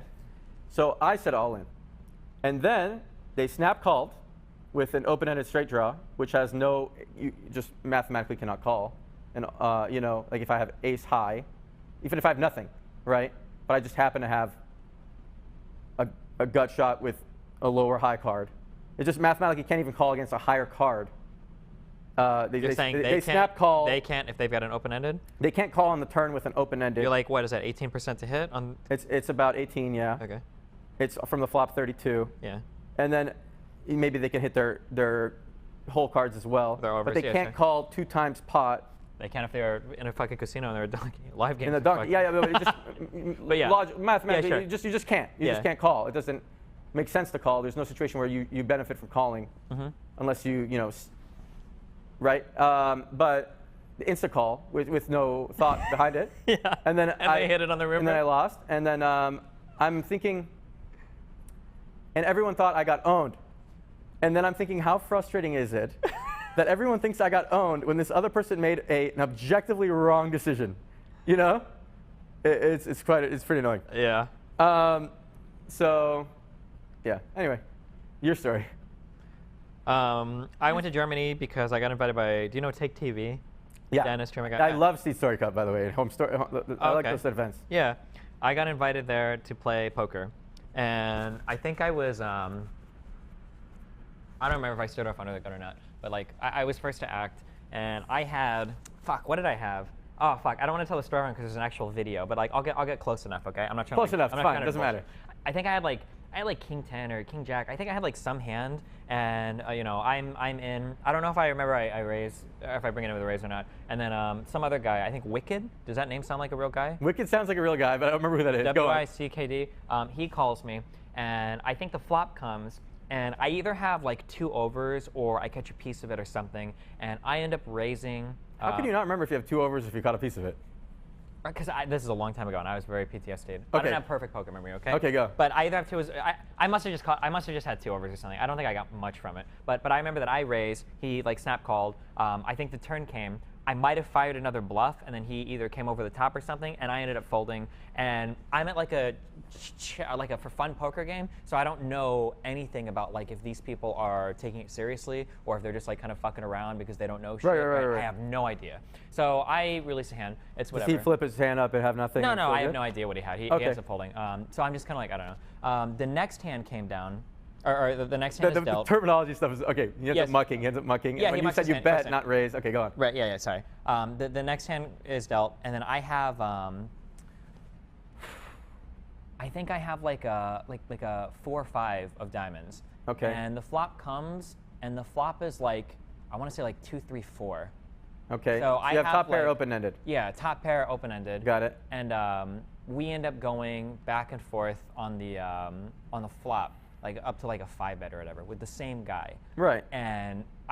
And You're pretty much willing to go all in on that. because it's the same guy, we were playing like really deep stacks though. Okay, how many we had, big like, blinds? Fucking like, I want to say like 50 plus.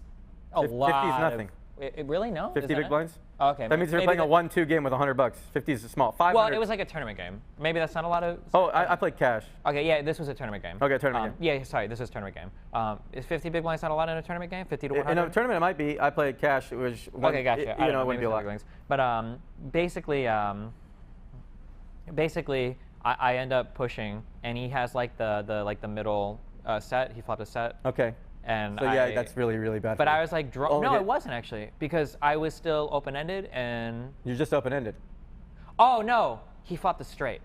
You flopped a straight. Yeah. Okay. So he had like the 5-6 or something. So I It'd be was better for drawing you if you had the ace-5. maybe, yeah. But because I was still like, my hand was super live. I hate that. Okay, it's really Yeah, sorry. frustrating me that you don't have the exact Yeah, information I don't know. because I can't analyze the sorry, situation. Maybe somebody has like the fucking video. We could like watch it or some shit. But So basically, that- I was still drawing like really well. I was still like 40%. You're like, he flopped the set. No, maybe he No, flopped it's the some straight. shit. Like, I don't know. But like- basically, second hand I went out, and it was like really lame. That's all I got. Okay. Yeah. I went on the second hand. That's really. Fuck. You thought that was a really bad situation. That's It was not a worse. big deal. Well, I don't know the exact details. Okay, I've and you're like lost- fucking nailing me. Like, what were the I want to the tell fucking you, cards? Yeah. I have lost. I've lost a 20 Bitcoin pot What? How? When? when it was 3,000 a pop. Okay. I lost a 20 Bitcoin pot to somebody straight flushing 1 out. So Okay. it's different level of suckiness. Sure. Yeah. Listen, I like the story, not the stakes. Okay. Yeah. Fuck No, you, but it's not right? just the stakes. It's the Okay. the outs too. It's Okay. not as big a deal. Like the percentage. Okay. Yeah. All right. Anyway. Okay, moving on. Poker, dude. We should go play poker tonight, maybe. If you want to, yeah. I- Actually, yesterday. Sometimes I go to Sometimes I go to some of these casinos though, and it feels so. First of all, I always get recognized, and then once I get recognized, because these people are gamer people a lot of times in poker world, Uh-huh. and then I'm like, oh, they're gonna be judging how I'm winning or losing, and then I play differently, and then I'm like, oh shit, I'm gonna play like shit. There's always like, for some reason, at every PLO table, there's like this pro who like watches Twitch, who's judging me every time I sit down. Everybody, all the pros say that they play a lot differently on TV too, because they feel the same way. That they're a little bit looser. They make calls that they wouldn't otherwise, because Right. they're really scared of getting bluffed on TV. The guy who won main event 2015 was wearing, he has my penguin shirt. Uh-huh. He was wearing it the next main event. But he's a big fan, and it makes me feel super cool. But then it's what you were saying about how sometimes people win one thing and then they think the world of Well, themselves. that's the He story of the actually has come out WSOP. of that and now is analyzing himself well. So. Oh, that's cool. Because aren't there are a lot of WSOP winners that Shit. win that and they never do anything again, right? Like, Yeah, I mean, winning a tournament in poker with 7,000 whatever people, there's a huge element of luck involved. It's not like Phil Ivey just shows up and is going to win every time. Yeah. Or You he play hasn't PLO? won, never. Huh? Play PLO? I play PLO. PLO is my favorite. Oh shit. So there's higher variance, but I feel like in PLO I get to take advantage of people not knowing the situation so much more often, especially live. They are going all in with hands that just have no. Are they just like people that are playing it for fun that don't really know the game? There's always at least like 2 people at the table who are like, man, I'm waiting for like. The hold'em tables I'm are waiting full, for the so they- hold'em table, and they're like, you know, they're like going all in with like 2 pair for like Pairs it would be strong in hold'em, but things that would be 2 pair and PLO on the turn for like 300 big blinds. We go back and forth, and I'm like, wow, okay. this guy's just giving it away, and it's there's something fun about it. And also just being able to play more, being able to, you get to play more hands, I guess, and there's so many fundamental differences. I'm talking about most of you probably have never played PLO in chat, so we should stop talking. There's like it's a 4-card poker game. You can only use 2 of your whole cards and 3 cards from the board. And in every situation, you have way more options, or you feel like you have way more options than Hold'em with just the 2 cards, because it's you way always more have complicated. some draws. Yeah. And then you have to analyze whether your draws plus the fold equity that you have by betting, that the fold equity that the chance they fold plus the chance of your draws is worth constantly bluffing, and how people view you at the table or whatever. Let's stop talking about poker. I realize though that it's easy to get caught in a tangent that is not very interesting to a lot of people in a podcast, because Well, it depends on what the interests of the chatters are, right? yeah, and then I think it's okay, because if we don't go on it for too long and move on, then it's fine. Talk about League of Legends. Okay, we talked about League of Legends a little bit. Talk about sex robots. What else are you guys saying? Talk about incest. Talk about Mitch Jones. Did they talk about the Bazaar? We talked about the Bazaar a little bit. We talked about philosophy a little bit.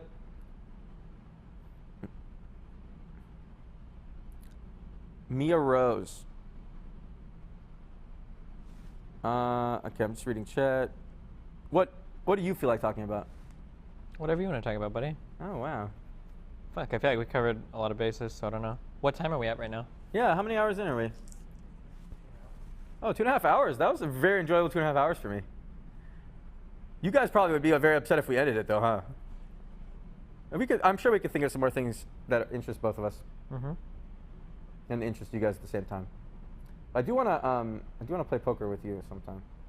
It's so fun when you're sitting side by side and you get to talk about the hands after, instead of like, because you fold like 70-80% of hands of poker and you're doing nothing.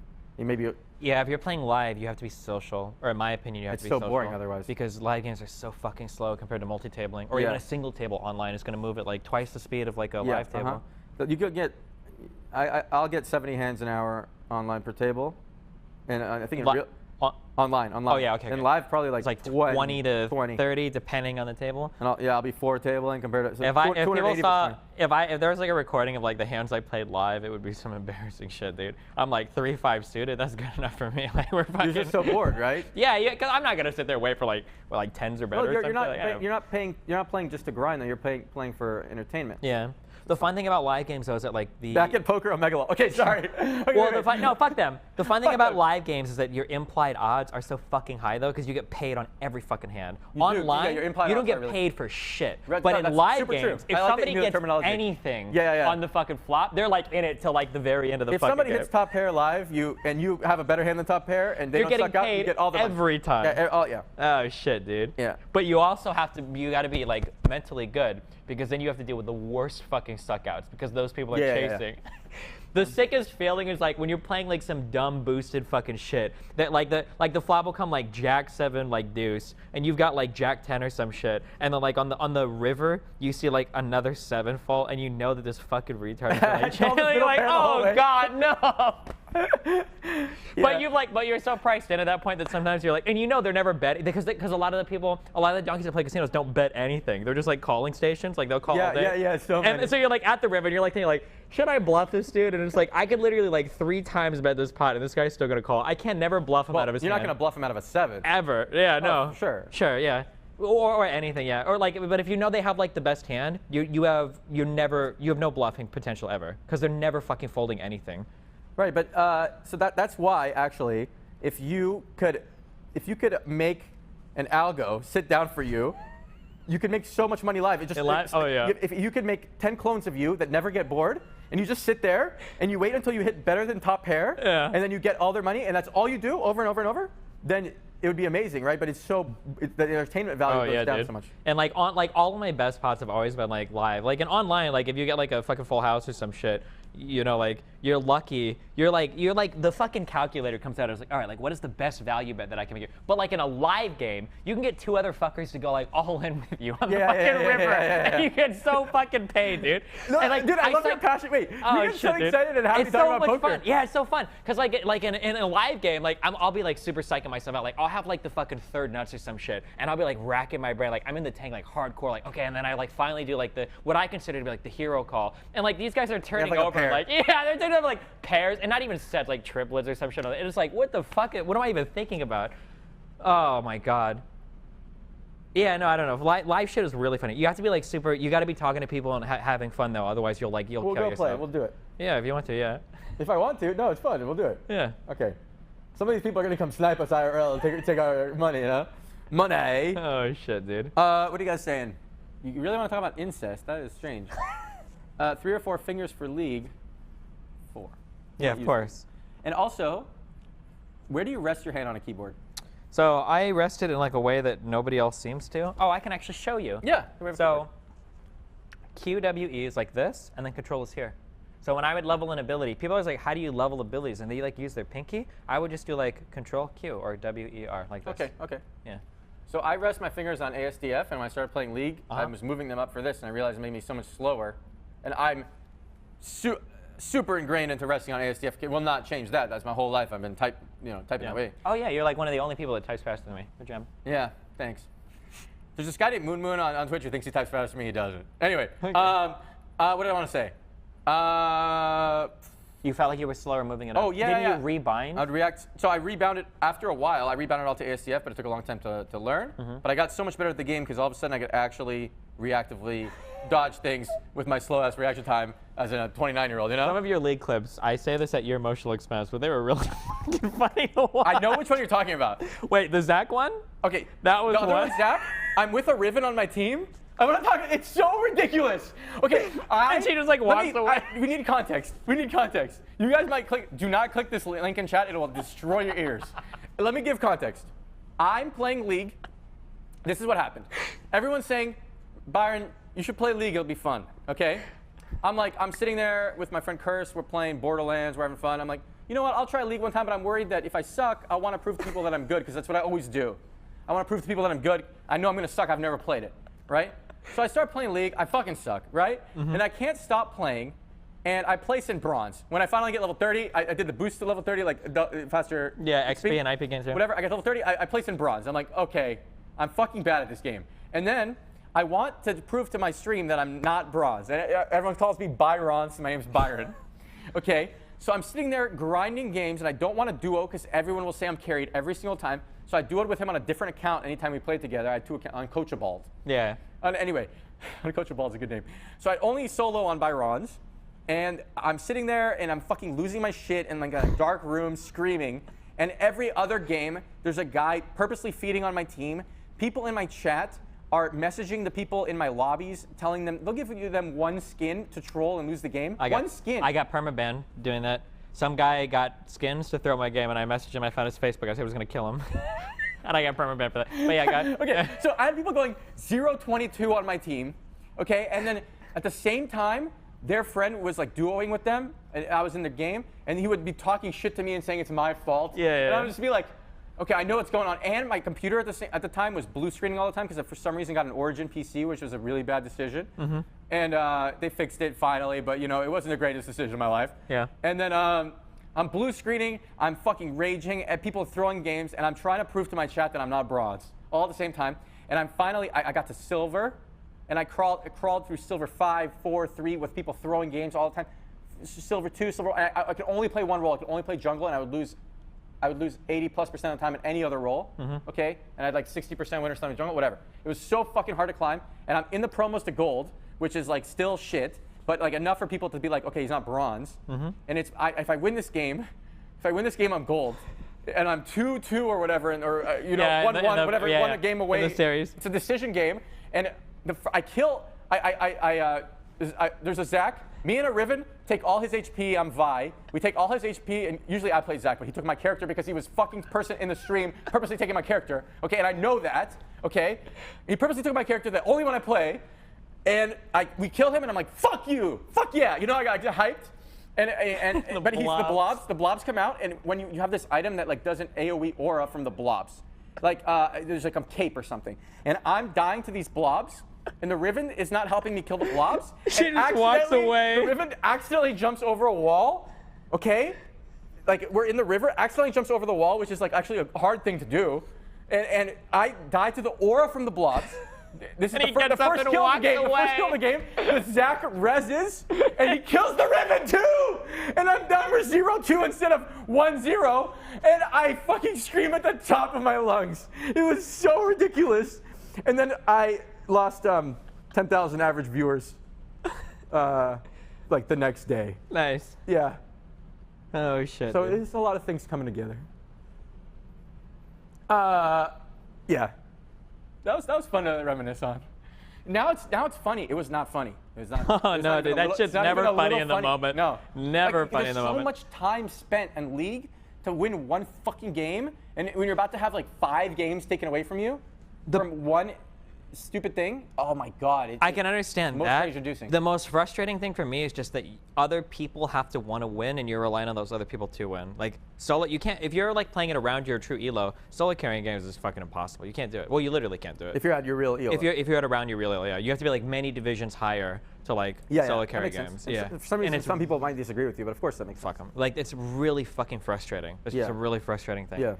Especially if you're used to, I don't know, WoW, how much is solo versus team oriented. Show the clip on stream. Actually, let's do it. Can someone link it in chat? I think we can pull it up. They've on been like stream. spamming it. Okay. They can do it like in production, right? Yeah, they can do it in production. We can show it on stream. You guys want to see? I scream at the top of my lungs. Here we go. That's on YouTube. I'm really worried that this is not the right thing. You trolled me, man! I You've can't believe been you just known. know me. This is a stream from my stream. Okay. Oh my god, I can't believe you That just guy did knows it you, to me. Chad. Chad, we have to Okay. ban that dude. Can you fucking actually link the look, clip? in the chat, not chit, in the chat. These Where? guys are good shit.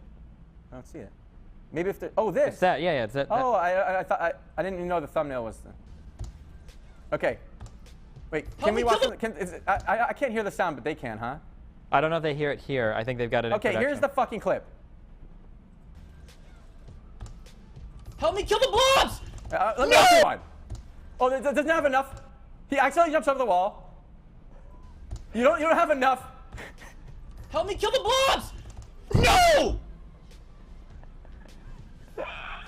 He misses the stun. Fuck! I'm typing so fast, dude. Oh I love that. Looking back, it's so Oh my great. god, dude. 195 views. I could have gotten fucked there. Okay, everyone's on Mega Lolly. Oh my god, dude. Okay, that made me miss, in some weird way, that made me miss playing games. Why? I hated that fucking moment. But now I miss it. Well, I mean, there's a lot of shit like that where like you remembering it is funnier than having to fucking live through it, right? Yeah. So while I was living through it, I knew 5 hours of my life were just completely wasted by that one moment. That's crazy. Lee can really fuck with your head that way. Yeah. Okay, what are you guys talking about? You've been gnomed? Yeah, I got gnomed. Nice posture. Okay. I actually have to pee again because of my prostate. Yeah, go for it. My posture's a disaster right now. Okay. Figure out what they want us to talk about next. Or Alright. if they want to, if they, you know, we're out of stuff, that's fine too. What do you guys want to talk about? Do we have anything else?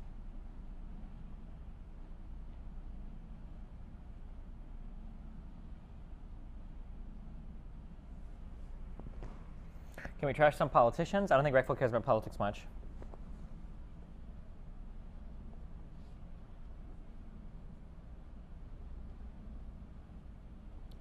Talk about Japan? I don't think there's much to talk about for Japan. Talk about Mitch Jones? Reckful hasn't interacted with Mitch in a long time, right?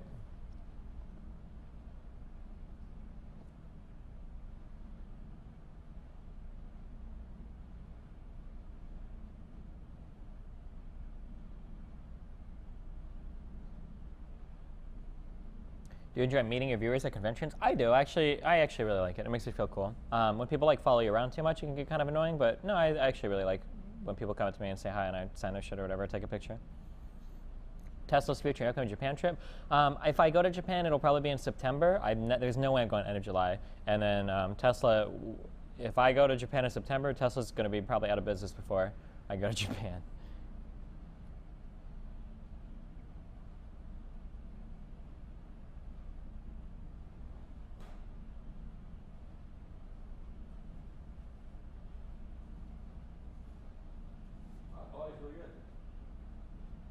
Wait, oh no. What happened? What happened? Are you like obsessed with Elon? Is that like, are you No, part no, of no, that not at cult? all, no. Oh, okay, okay. Someone asked about your obsession with Elon Musk. Oh, no, not at all. People are hardcore obsessed with I don't like it. No, they think that because I tweeted at him saying I was really bored and would work for free on some random thing. Because I really believe in the boring company. I hate Los Angeles traffic. Yeah. Do you really think that's viable? I mean, having been in Japan, Do you think the technology will become, I don't know if it's possible from a for- financial point of view? Oh, financial point of view, I'm not saying it's possible. Oh, okay. No, but I think it's a fun idea. If I'm being idealist or whatever, is Yeah. that the word I'm looking for? Idealist, yeah. Yeah, because when I'm in Japan, and people are going to be like, Japan, by the way. Here's the LA analogy. If you live in LA, you'll get it.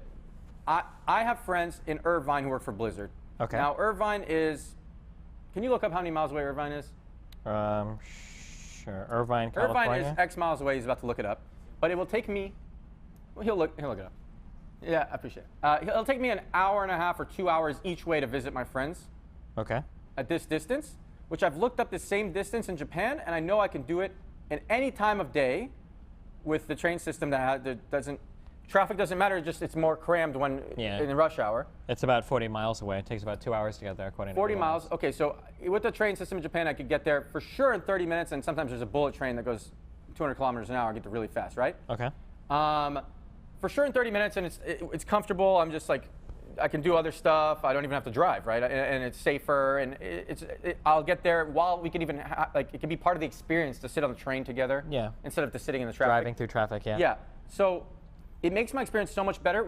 I can leave my house, and in LA, I have to have a set goal. I'm going from point A to point B, and I go with my parents to a restaurant. We're gonna drive to the restaurant. It's gonna take 30 minutes to drive there when it's fucking 10 miles away, less. And we're gonna eat there, and we're gonna go back. Okay, and maybe we'll walk around the area of the restaurant. But in Japan, your hangout can be, you leave your hotel or where you live, because I've been in Airbnb too, and you just walk around aimlessly, looking at things and enjoying things.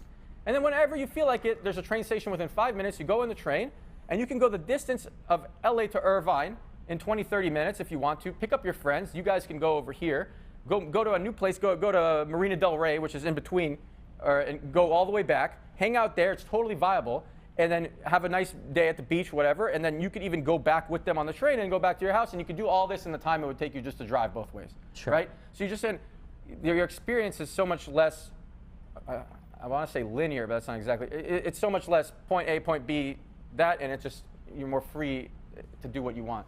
Yeah.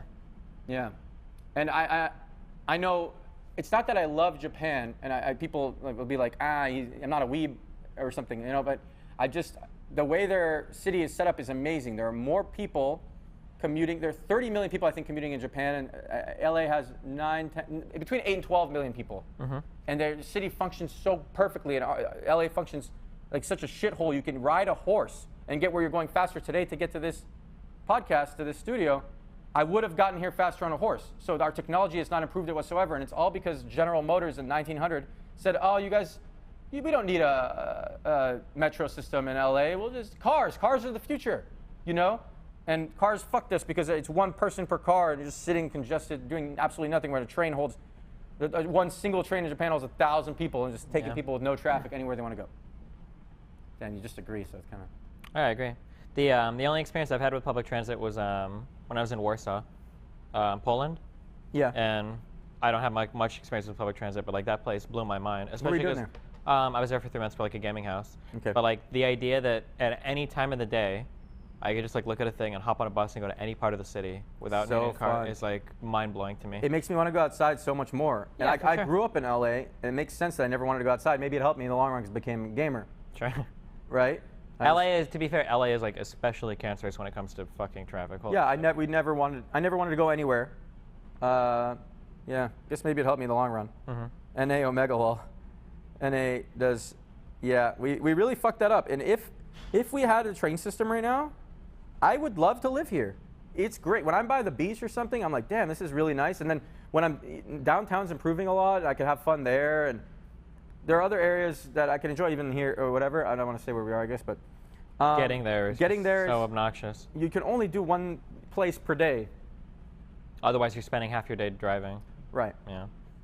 People already know. Okay. Talk about Ice Poseidon's manager. I know him from Hearthstone, Backspace. They call him Scuffed Steve Jobs. Is that the guy? Yeah. Okay. You know anything about him? He's helping with my Twitter. That's all I know about him. Is he helping? I hope so, yeah. Okay.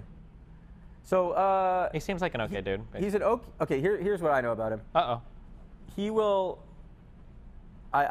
He will lie a lot to get a client, but he seems to believe his lies.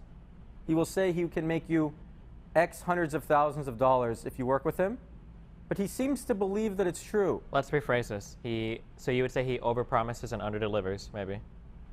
Yeah, actually, he even does straight up lie sometimes. Oh, because okay. he was telling me.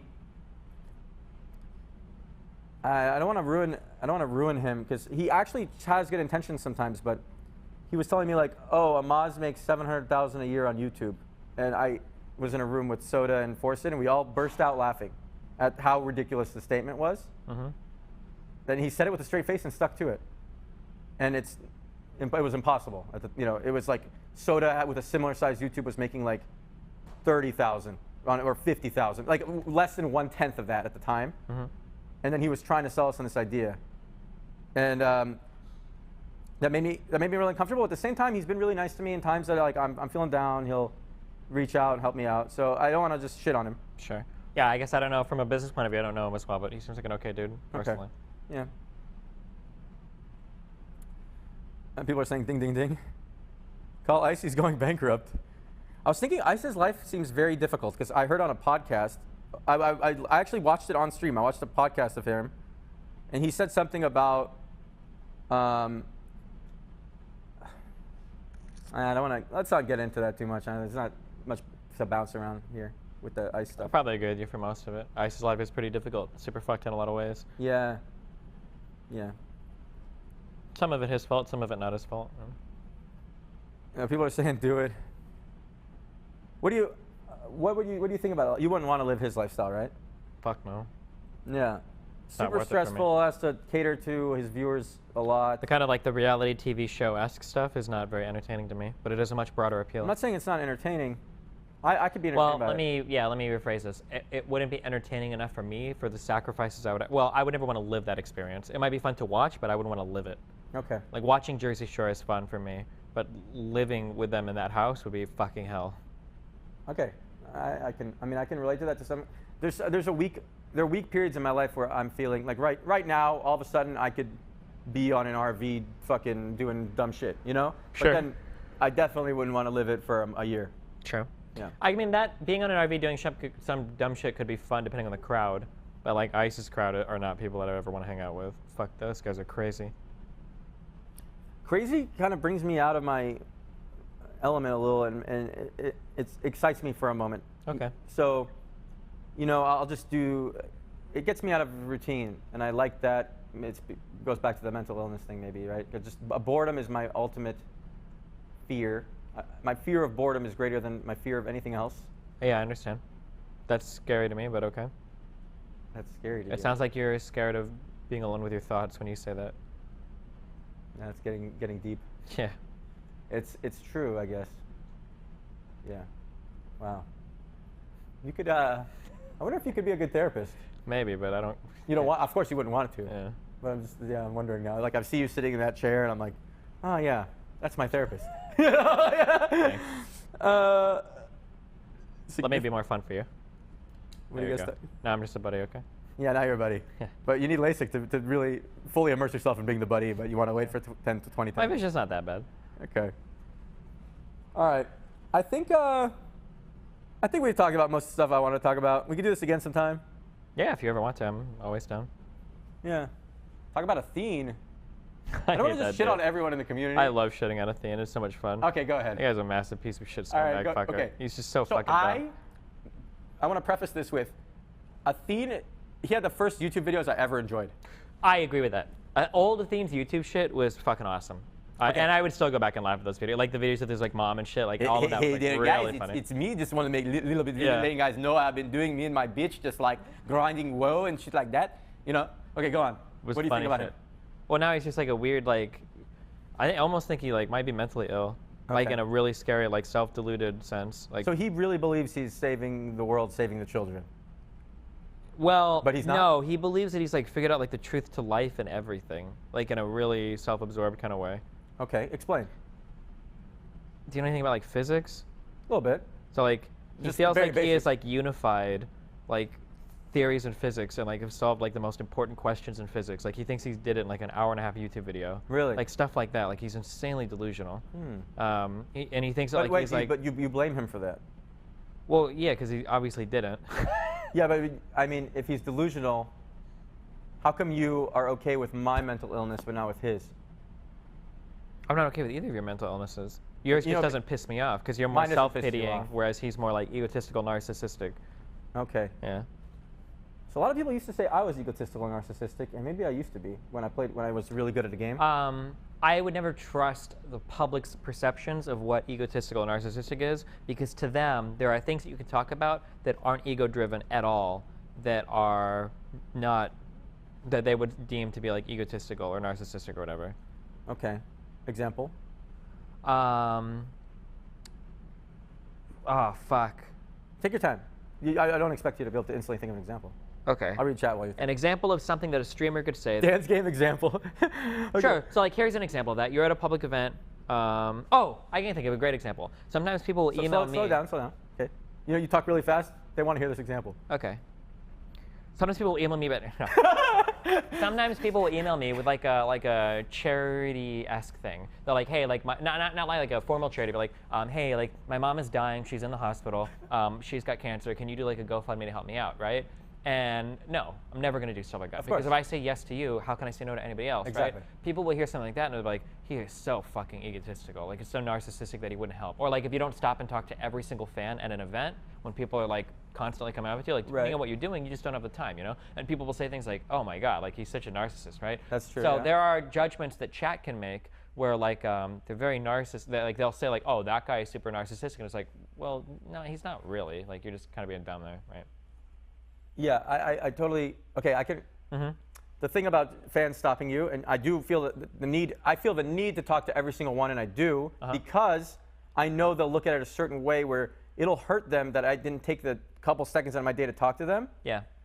But I do realize from my perspective that it'd be totally reasonable for me to keep walking with my friends and get to our destination and enjoy ourselves. Sure. But I feel like the amount I'll hurt them versus the amount that I value my own enjoyment at an event for an hour is. You light somebody's day up when you do that. When Yeah, you stop fuck with someone's them. day up. No, you light someone's day up when you stop and talk. Oh, about it. fuck someone's day up if I don't. Yeah, sure, yeah. Yeah, or either way, you Yeah. want to look at it. Yeah. I don't really feel like I light their day up when I talk to them because I'm like, I feel they have this realization.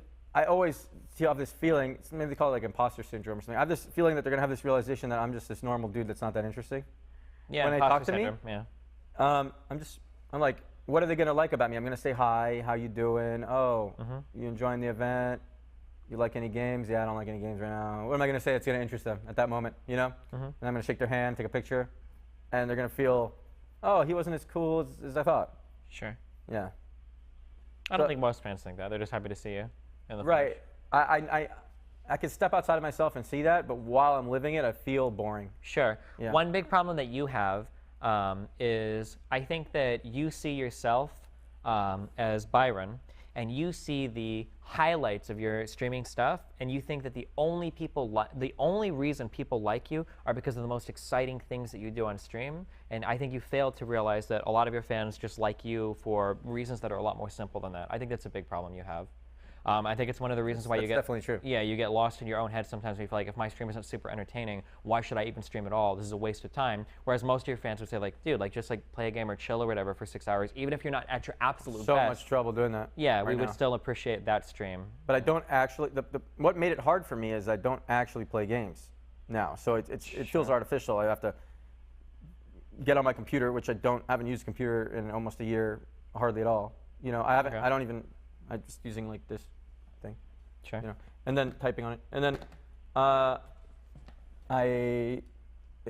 yeah, I'm like, Do you pretending- don't like playing games? That's not enjoyable for you at all?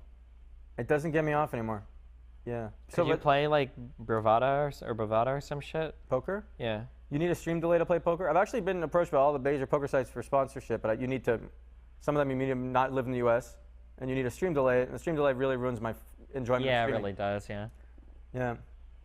So, play PoE. I play PoE for like an hour or two on stream. A lot of these games I can play for an hour or two. I'm like the dad now that can get enjoyment out of seeing somebody else play it for a bit, or Playing it for an hour or two, but I can't play it for 10 hours because I don't have an end goal. I used to have like, oh, I want to be the best at this, the rating system. Yeah.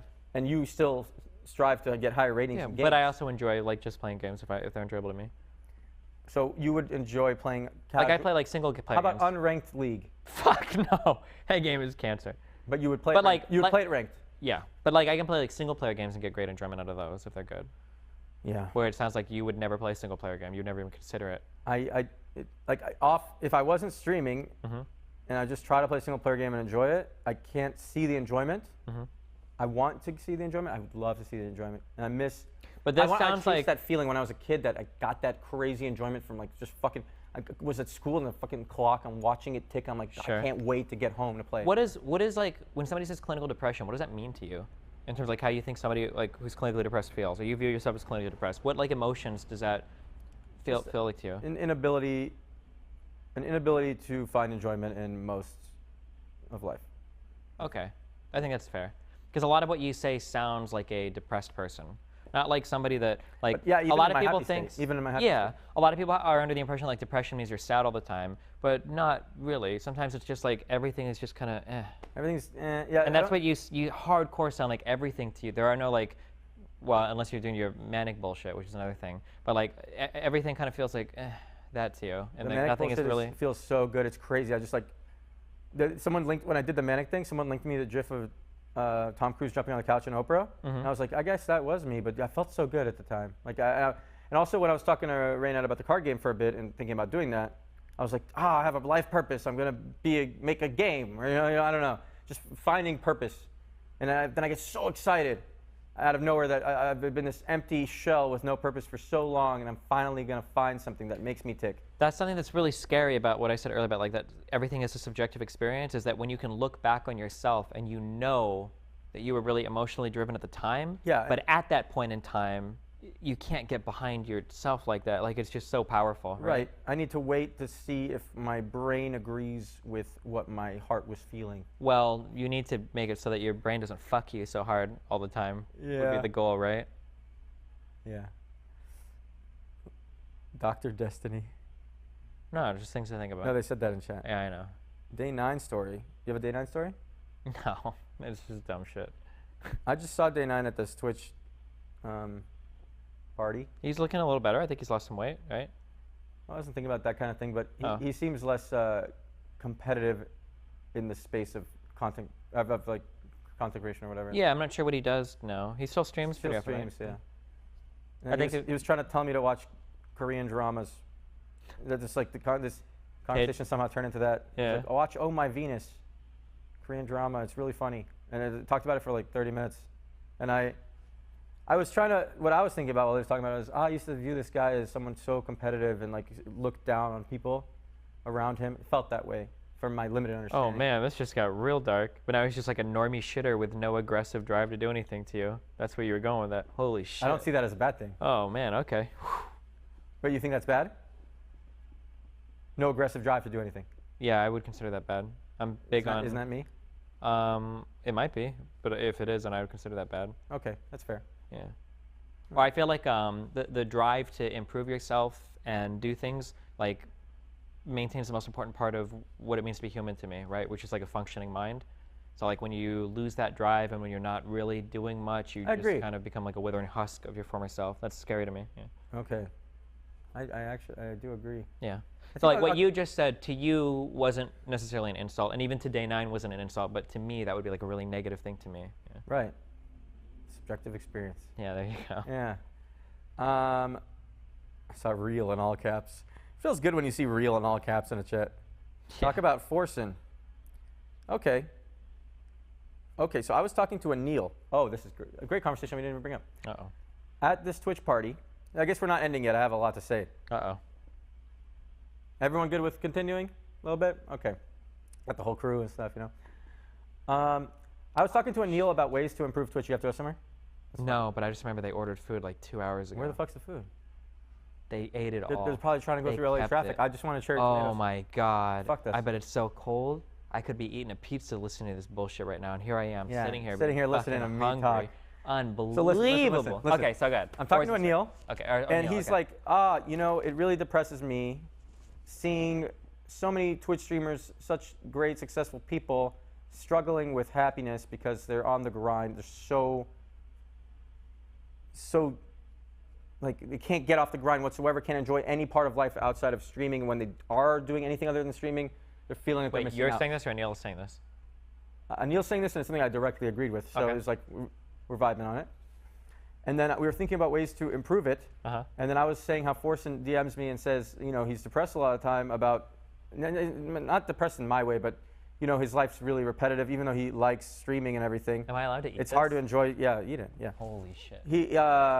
His life's really repetitive, and he has trouble doing anything outside of the stream and enjoying it. Okay. So then Anil was like, okay, we'll call this project Forsen. How do we make Forsen happy? If we can make Forsen happy as a streamer, then we're doing a good job at Twitch.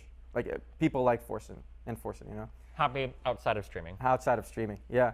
So the big thing is that I realized, it's like, for example, Ninja just did this E3 event, and he tweeted about losing 40,000 subscribers while he was there, and he was, momentarily feeling, maybe momentarily. But he's got like 700,000. Yeah, okay. He has 700,000? Yeah. Momentarily feeling shitty about that. Okay? And I was thinking, obviously in the long run, this is better for him to go to the event, and it sucks that the way Twitch monetization is, you're constantly checking this number and relating your self-worth to it, right? Like you do with your viewership. I do with my viewer count, yeah. Yeah. Luckily, I haven't done with my sub count because my sub count's never broken 2,500 in my career streaming. But Okay. I hate that there's this direct attachment of what's best for you isn't necessarily keep whatever makes the sub count the highest, obviously, and that people just can't get off the grind whatsoever seems terrible. So I was thinking, we were brainstorming, and I talked to other Twitch employees too about ways to alleviate this problem, which were really fun for me to talk about because they were like, yeah, you're a good example of this because you got burnt out, and we don't want people to get burnt out. We're thinking long haul, right? So what I came up with is, what if you had to take a weekend, like a real job? There's a reason Google, Apple, all the biggest companies have employees take weekends and wouldn't want them working 7 days a week. And on Twitch, people work 7 days a week all the time because they want to drive themselves to be bigger. What would happen if you had to take a weekend, even if just 1 day or 2 days? I would hate it. You would hate it. Okay, so you would hate having to take a weekend because, let's talk about it. So maybe if you shut the whole site down for the weekend. But I don't like the idea of like, I have to take the weekend off and other people are working and then I'm losing subs. No, but they at some point have to take a weekend too. They just decide where the weekend is. Okay, maybe. And then when they're taking the weekend, when someone more popular than you is taking the weekend, you may want to stream at that time because you have a little more potential exposure. So it wouldn't fuck you long run and make you happier. And when you're on your weekend, when you can't stream because you already streamed 6 days that week or 5 days that week, whether the weekend's 1 or 2 days, you would feel like you can fully enjoy your time because you know you can't stream. Maybe you can make content for YouTube or some other shit, but you don't have that FOMO or that opportunity cost lost of not streaming at that moment, and you can enjoy your real life a little more. And then in the long haul, it might make streamers that get burnt out less for Twitch and stick around more, and they were totally open to doing it, and I think it's a good idea. And I want to know what you think about it. You take your time. I totally disagree. Okay. But I know where you're coming from, and I agree with a lot of what you're saying.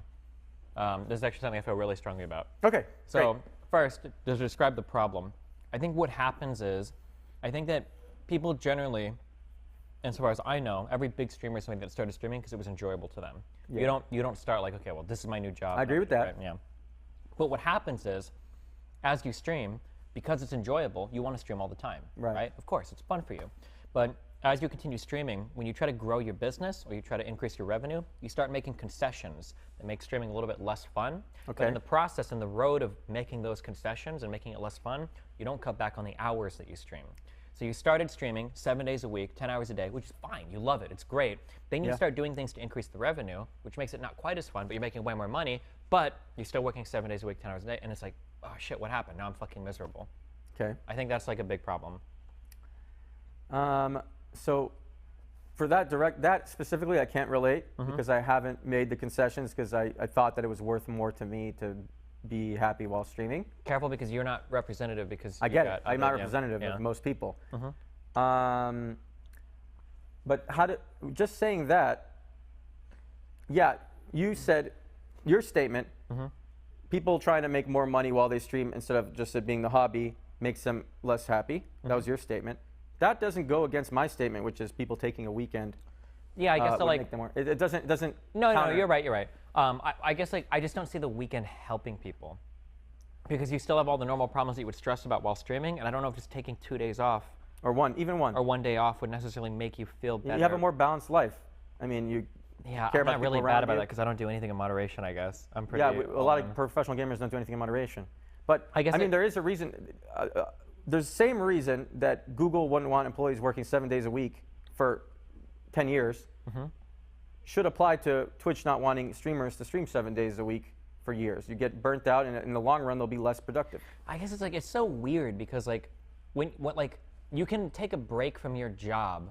If you're like a software developer, you can take a weekend off, and you're not like software developing when you're hanging out with your family. You're not software developing when you're hanging with your friends. But as a streamer, Yeah. everything you do is your job, right? If I go out and I take a picture and I put it on Instagram, I'm marketing my platform so that I can increase my stream, right? So you can still do things that benefit your job while not streaming, but still, but at the same time, you at least balance your life slightly better than streaming 7 days a week because Yeah, it's possible, yeah. even though you're still taking a picture for Instagram, that's only a part of your day compared to 10 hours of your day. Yeah, maybe, yeah. So you and then on the free time, you'll enjoy it way more than you currently do. If you take a day off right now, it's probably very difficult to enjoy knowing you have this FOMO, this opportunity cost feeling of, oh, if I was streaming, I'd be gaining more followers, subs, making money, whatever, you know? I guess I can't really help because I like my mind doesn't work like that at all. I would be interested in seeing that tested. Will you take like 10 streamers and you tell them like, we'll compensate you for lost subs in this time, and then we just want you to force yourself to do this, and then at the end you kind of survey and you see like, do you feel like you're a lot happier as a result of this or whatever? Something like that would be really interesting. But it doesn't work as a test with just 10 streamers because then they're feeling that other streamers are getting ahead of them meanwhile. Well, that's why I say which like, if you do all the platform at once, then you don't have to feel like other people are getting more ahead of you meanwhile. sure, And I'm looking at like the pragmatic though, because you could never do that. Right. At once, yeah. But that's what I'm saying, like at the some beginning, small like streamers- maybe some Twitch small would, streamers are like, I need to catch up. I want to stream 7 days a week. yeah. But it might even help them catch up or be a net zero difference. If they're net happier. zero is a browser, that's fine. Be a net zero difference if the bigger streamers have to take breaks and then allows them to potentially capture viewership from them. Yeah, maybe, yeah. Trickle down. I guess I would just be interested, like Twitch would have to extra compensate you to make it worth your time so that you're not worried about losing out. Because, like I said, I don't think you could do the whole site at once. But I'd be really interested in seeing people that take breaks if that actually helps them. For me, it doesn't help me. I hate taking breaks because I would rather be streaming, and I don't feel like I'm doing anything when I'm on break.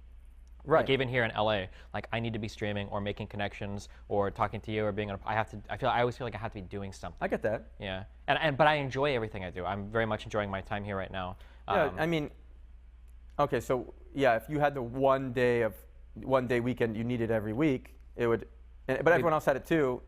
That 1 day you'd be miserable. Yeah, like I guess for me, like the grind is like the most enjoyable part of my life. So I always want to be on the grind. Everything about it is super fun to me. Getting into arguments about politics, playing games, all of it is still like, this is like, if I, like, I don't know how to say, like, I would be doing it anyway. Like, this is what I would want to do. I get that, yeah. But not everybody feels that way. Not everybody feels that way. So like, I was talking to Tim the Tapman at this event, E3, and he takes a day off every week, and he feels like he gets to enjoy family time and have a more balanced life, and you know, he's always tried to do that. It makes him happy, makes him tick, and I feel like most people would, maybe Would even like you. that? I feel like most people, maybe even you, in the long run, would benefit from 1 day off per week. I wouldn't, but I don't have like mental issues related to streaming. I enjoy it every day. But I agree with you. You agree that like most people would? Yeah, I think so. I think Okay. so. Yeah. Okay. All right. That's why it's really hard for me to get into that space because I've got to do a lot of like empathizing there. So it's a little bit hard for me to guess how. I understand. It's like when I had to empathize with the one person dying for the 4 people, if the person really wants to live. a little bit. Yeah, sure. Yeah. Okay. So what do you guys say now? Oh, so about how this relates to Forsen. I mean, how it relates to Forsen is I don't even know, maybe he already takes a day off. He streams 6 hours a day, I know that. I don't know if he takes a day off. But and there would be ways to make him happier for sure. Did you feel like he was happy when you guys were hanging out? Was he happier when we were hanging out? He didn't like Hearthstone that much, and that's what he had to do. And he wanted to be able to do the variety gaming, which is now what he's doing. But the grass is always greener, right? sometimes it's nice that you can just roll out of bed and do something repetitive, and people can enjoy that. That's what I'm like, yeah. Yeah. Yeah. What do you guys say now? Tell Destiny to debate again. You don't debate people anymore? I mean, it's hard to without my Twitter because I can't bait You people really into need it. your Twitter. Yeah. Okay, let's get the goal of this stream. Let's get Destiny his Twitter back. How do we do that? Okay. I basically just need to talk to somebody that works there. That's like the goal. Yeah. Okay. But we need our people here. They don't know how we can help. How do we achieve this goal? Like, There's nothing you guys can do. Nothing we can do. I basically over E3, I've just been trying to talk to the right people to bark up the right trees, so that hopefully, like, There's nothing spam would do. I don't think so. No. Okay. Look at all those smiley faces. Okay. Do you have any strong? Do you know Total Biscuit at all, John? I only met him one time, and I had a bad first impression. But I can see how he brought a lot of happiness to people's lives and all that. And I don't. First impressions, I've given bad first impressions to a lot of people. The only thing I ever heard, the first sentence I heard Total Biscuit say was at BlizzCon, and he said, "Do you know how much money I make on YouTube?" And that was my first impression of him. And he was talking to someone else. What was your first impression of me? My first impression of you. Mine of you was really bad. Okay. Let's see. I'm trying to remember my first impression of you. My first impression of you was watching the video of you breaking up with or talking to Jenna for like 10 minutes. Yeah, it was the day after we broke up. Yeah. Yeah, that's a bad first impression. And that was part of the moral thing where I felt like I needed to be honest about everything that's happening with my stream. Yeah, I totally So when see she that. called me on stream, You I felt felt like everything had to be on? I needed to be on I needed to be on there. And it wasn't like that I thought it was. Obviously, I didn't think it would be good for me. Mm-hmm. I didn't think it would be good for my viewers, my viewership in the long run or anything. But you had to pass your own purity test. I had to pass my own purity test. And I didn't pass, I guess. Well, I passed the honesty part of it, but not the I'm a good guy part. Well, but being honest is more important than being nice to people at that stage in your life, right? Yeah, at that stage of my That's life. how I felt. Like, even if I'm exposing something dark, I'm sorry, but like the honesty is more important. That was like Protecting my your high, feelings, my moral ground I Yeah. had to stick to, yeah. which is dumb, but It was dumb, yeah. I grew up a little, that's cool. Sounds like you did too. a lot, yeah. Yeah. All right. I think it was a good podcast. Let's cut it there. I hope you guys enjoyed yourselves. I'll talk to chat for like 2 minutes before we go. I want you guys, if you guys want to help me, this sounds so ridiculous, but if you just tweet at me more often, it doesn't have to be super encouraging stuff. I enjoy this feeling that like people care about what I'm doing. And if you just tweet at me more often, it'll boost my mood to do more, make more content. Yeah, Do you use Instagram? very rarely. The engagement on there is fucking ridiculous. So I should use that instead. If engagement makes But you feel Twitter's good, better for talking. it is. I hate Instagram because I don't like posting pictures of myself. You're pretty cute. You can post pictures of yourself. I don't like posting pictures of myself. Well, just of whatever you're doing. Like on Twitter, when I had like 40,000 followers, Yeah. if I like made a tweet and I got like 200 interactions with that, I would consider that really good. And then 10 times on Instagram. On Instagram, I've got like 2,000 or 3,000 followers, and I get like 300 plus interactions on Right. everything I do. So the ratio engagement is insane. actually 15 times there. Holy Per shit. follower, yeah. Yeah, I feel like I get like more than a tenth of my viewership engaging. But on if you know every- that the engagement's lower on Twitter than Instagram. maybe it'll wear off after a point, but I'm still amazed that like if I post a story, I'm getting like Yeah, over okay. a tenth of my audience is engaging on every single. Like if I could, no, I don't think that'll ever get old. Because if I could tweet and I could get like with 40,000 followers, if I could get 4,000 likes or retweets on every tweet, I would never get bored of that. Right. That'd be no, if I insane. got more, yeah, it sounds ridiculous, but if I just got more likes per tweet, I would tweet my thoughts more often. And then I noticed I tweeted like the most times I've ever tweeted in one day, like a couple days ago. And I think it was I was feeling insecure about how like I felt like things were getting away from me. Like there's this Fortnite tournament going on, and I'm unimportant, and all these Fortnite people are important, and I don't matter. And I was like, wanted to tweet a lot and feel good. And as I tweet more, each one is going to get less and less likes. And then I'm like, oh shit, this is not where I should get my feeling of importance. But at the same time, I really enjoy tweeting, and when I have a good thought, somehow I haven't never had a tweet go viral. But I've had like a YouTube video go viral or whatever, but not a tweet. Sure. And then I read really dumb tweets that go viral, and it kind of pisses me off. Like blah, blah, comparison, blah, right? blah, blah. Anyway. Something that's really funny, I'm not trying to get you off too much, but like About Twitter, I could never ever imagine using Twitter as like a non-famous person. I get that. Doing stuff and not getting any kind of engagement, I would be so not interested in that ever. I think I feel that way about all social media though. But it is, one thing is nice and that I can relate to is I can try to message people that I never would respond to me. I can't get in contact with them in the real world. But on Twitter, there's a tiny chance to respond even if you have no followers. Like I can message like some comedian I like, or like Ricky Gervais. I could tweet at Ricky Gervais, maybe he'll respond, you know? And even if I didn't have any followers, it's possible. Or I don't know specifically if he would, or if he checks his Twitter a lot, but there's, with some person, there's this possibility that they respond that feels good. Anyway. Sure. Gervais. I don't know how to pronounce his name. Gervais? Isn't it Ricky Gervais? Gervais. I could be wrong. I don't know. Yeah, I don't know.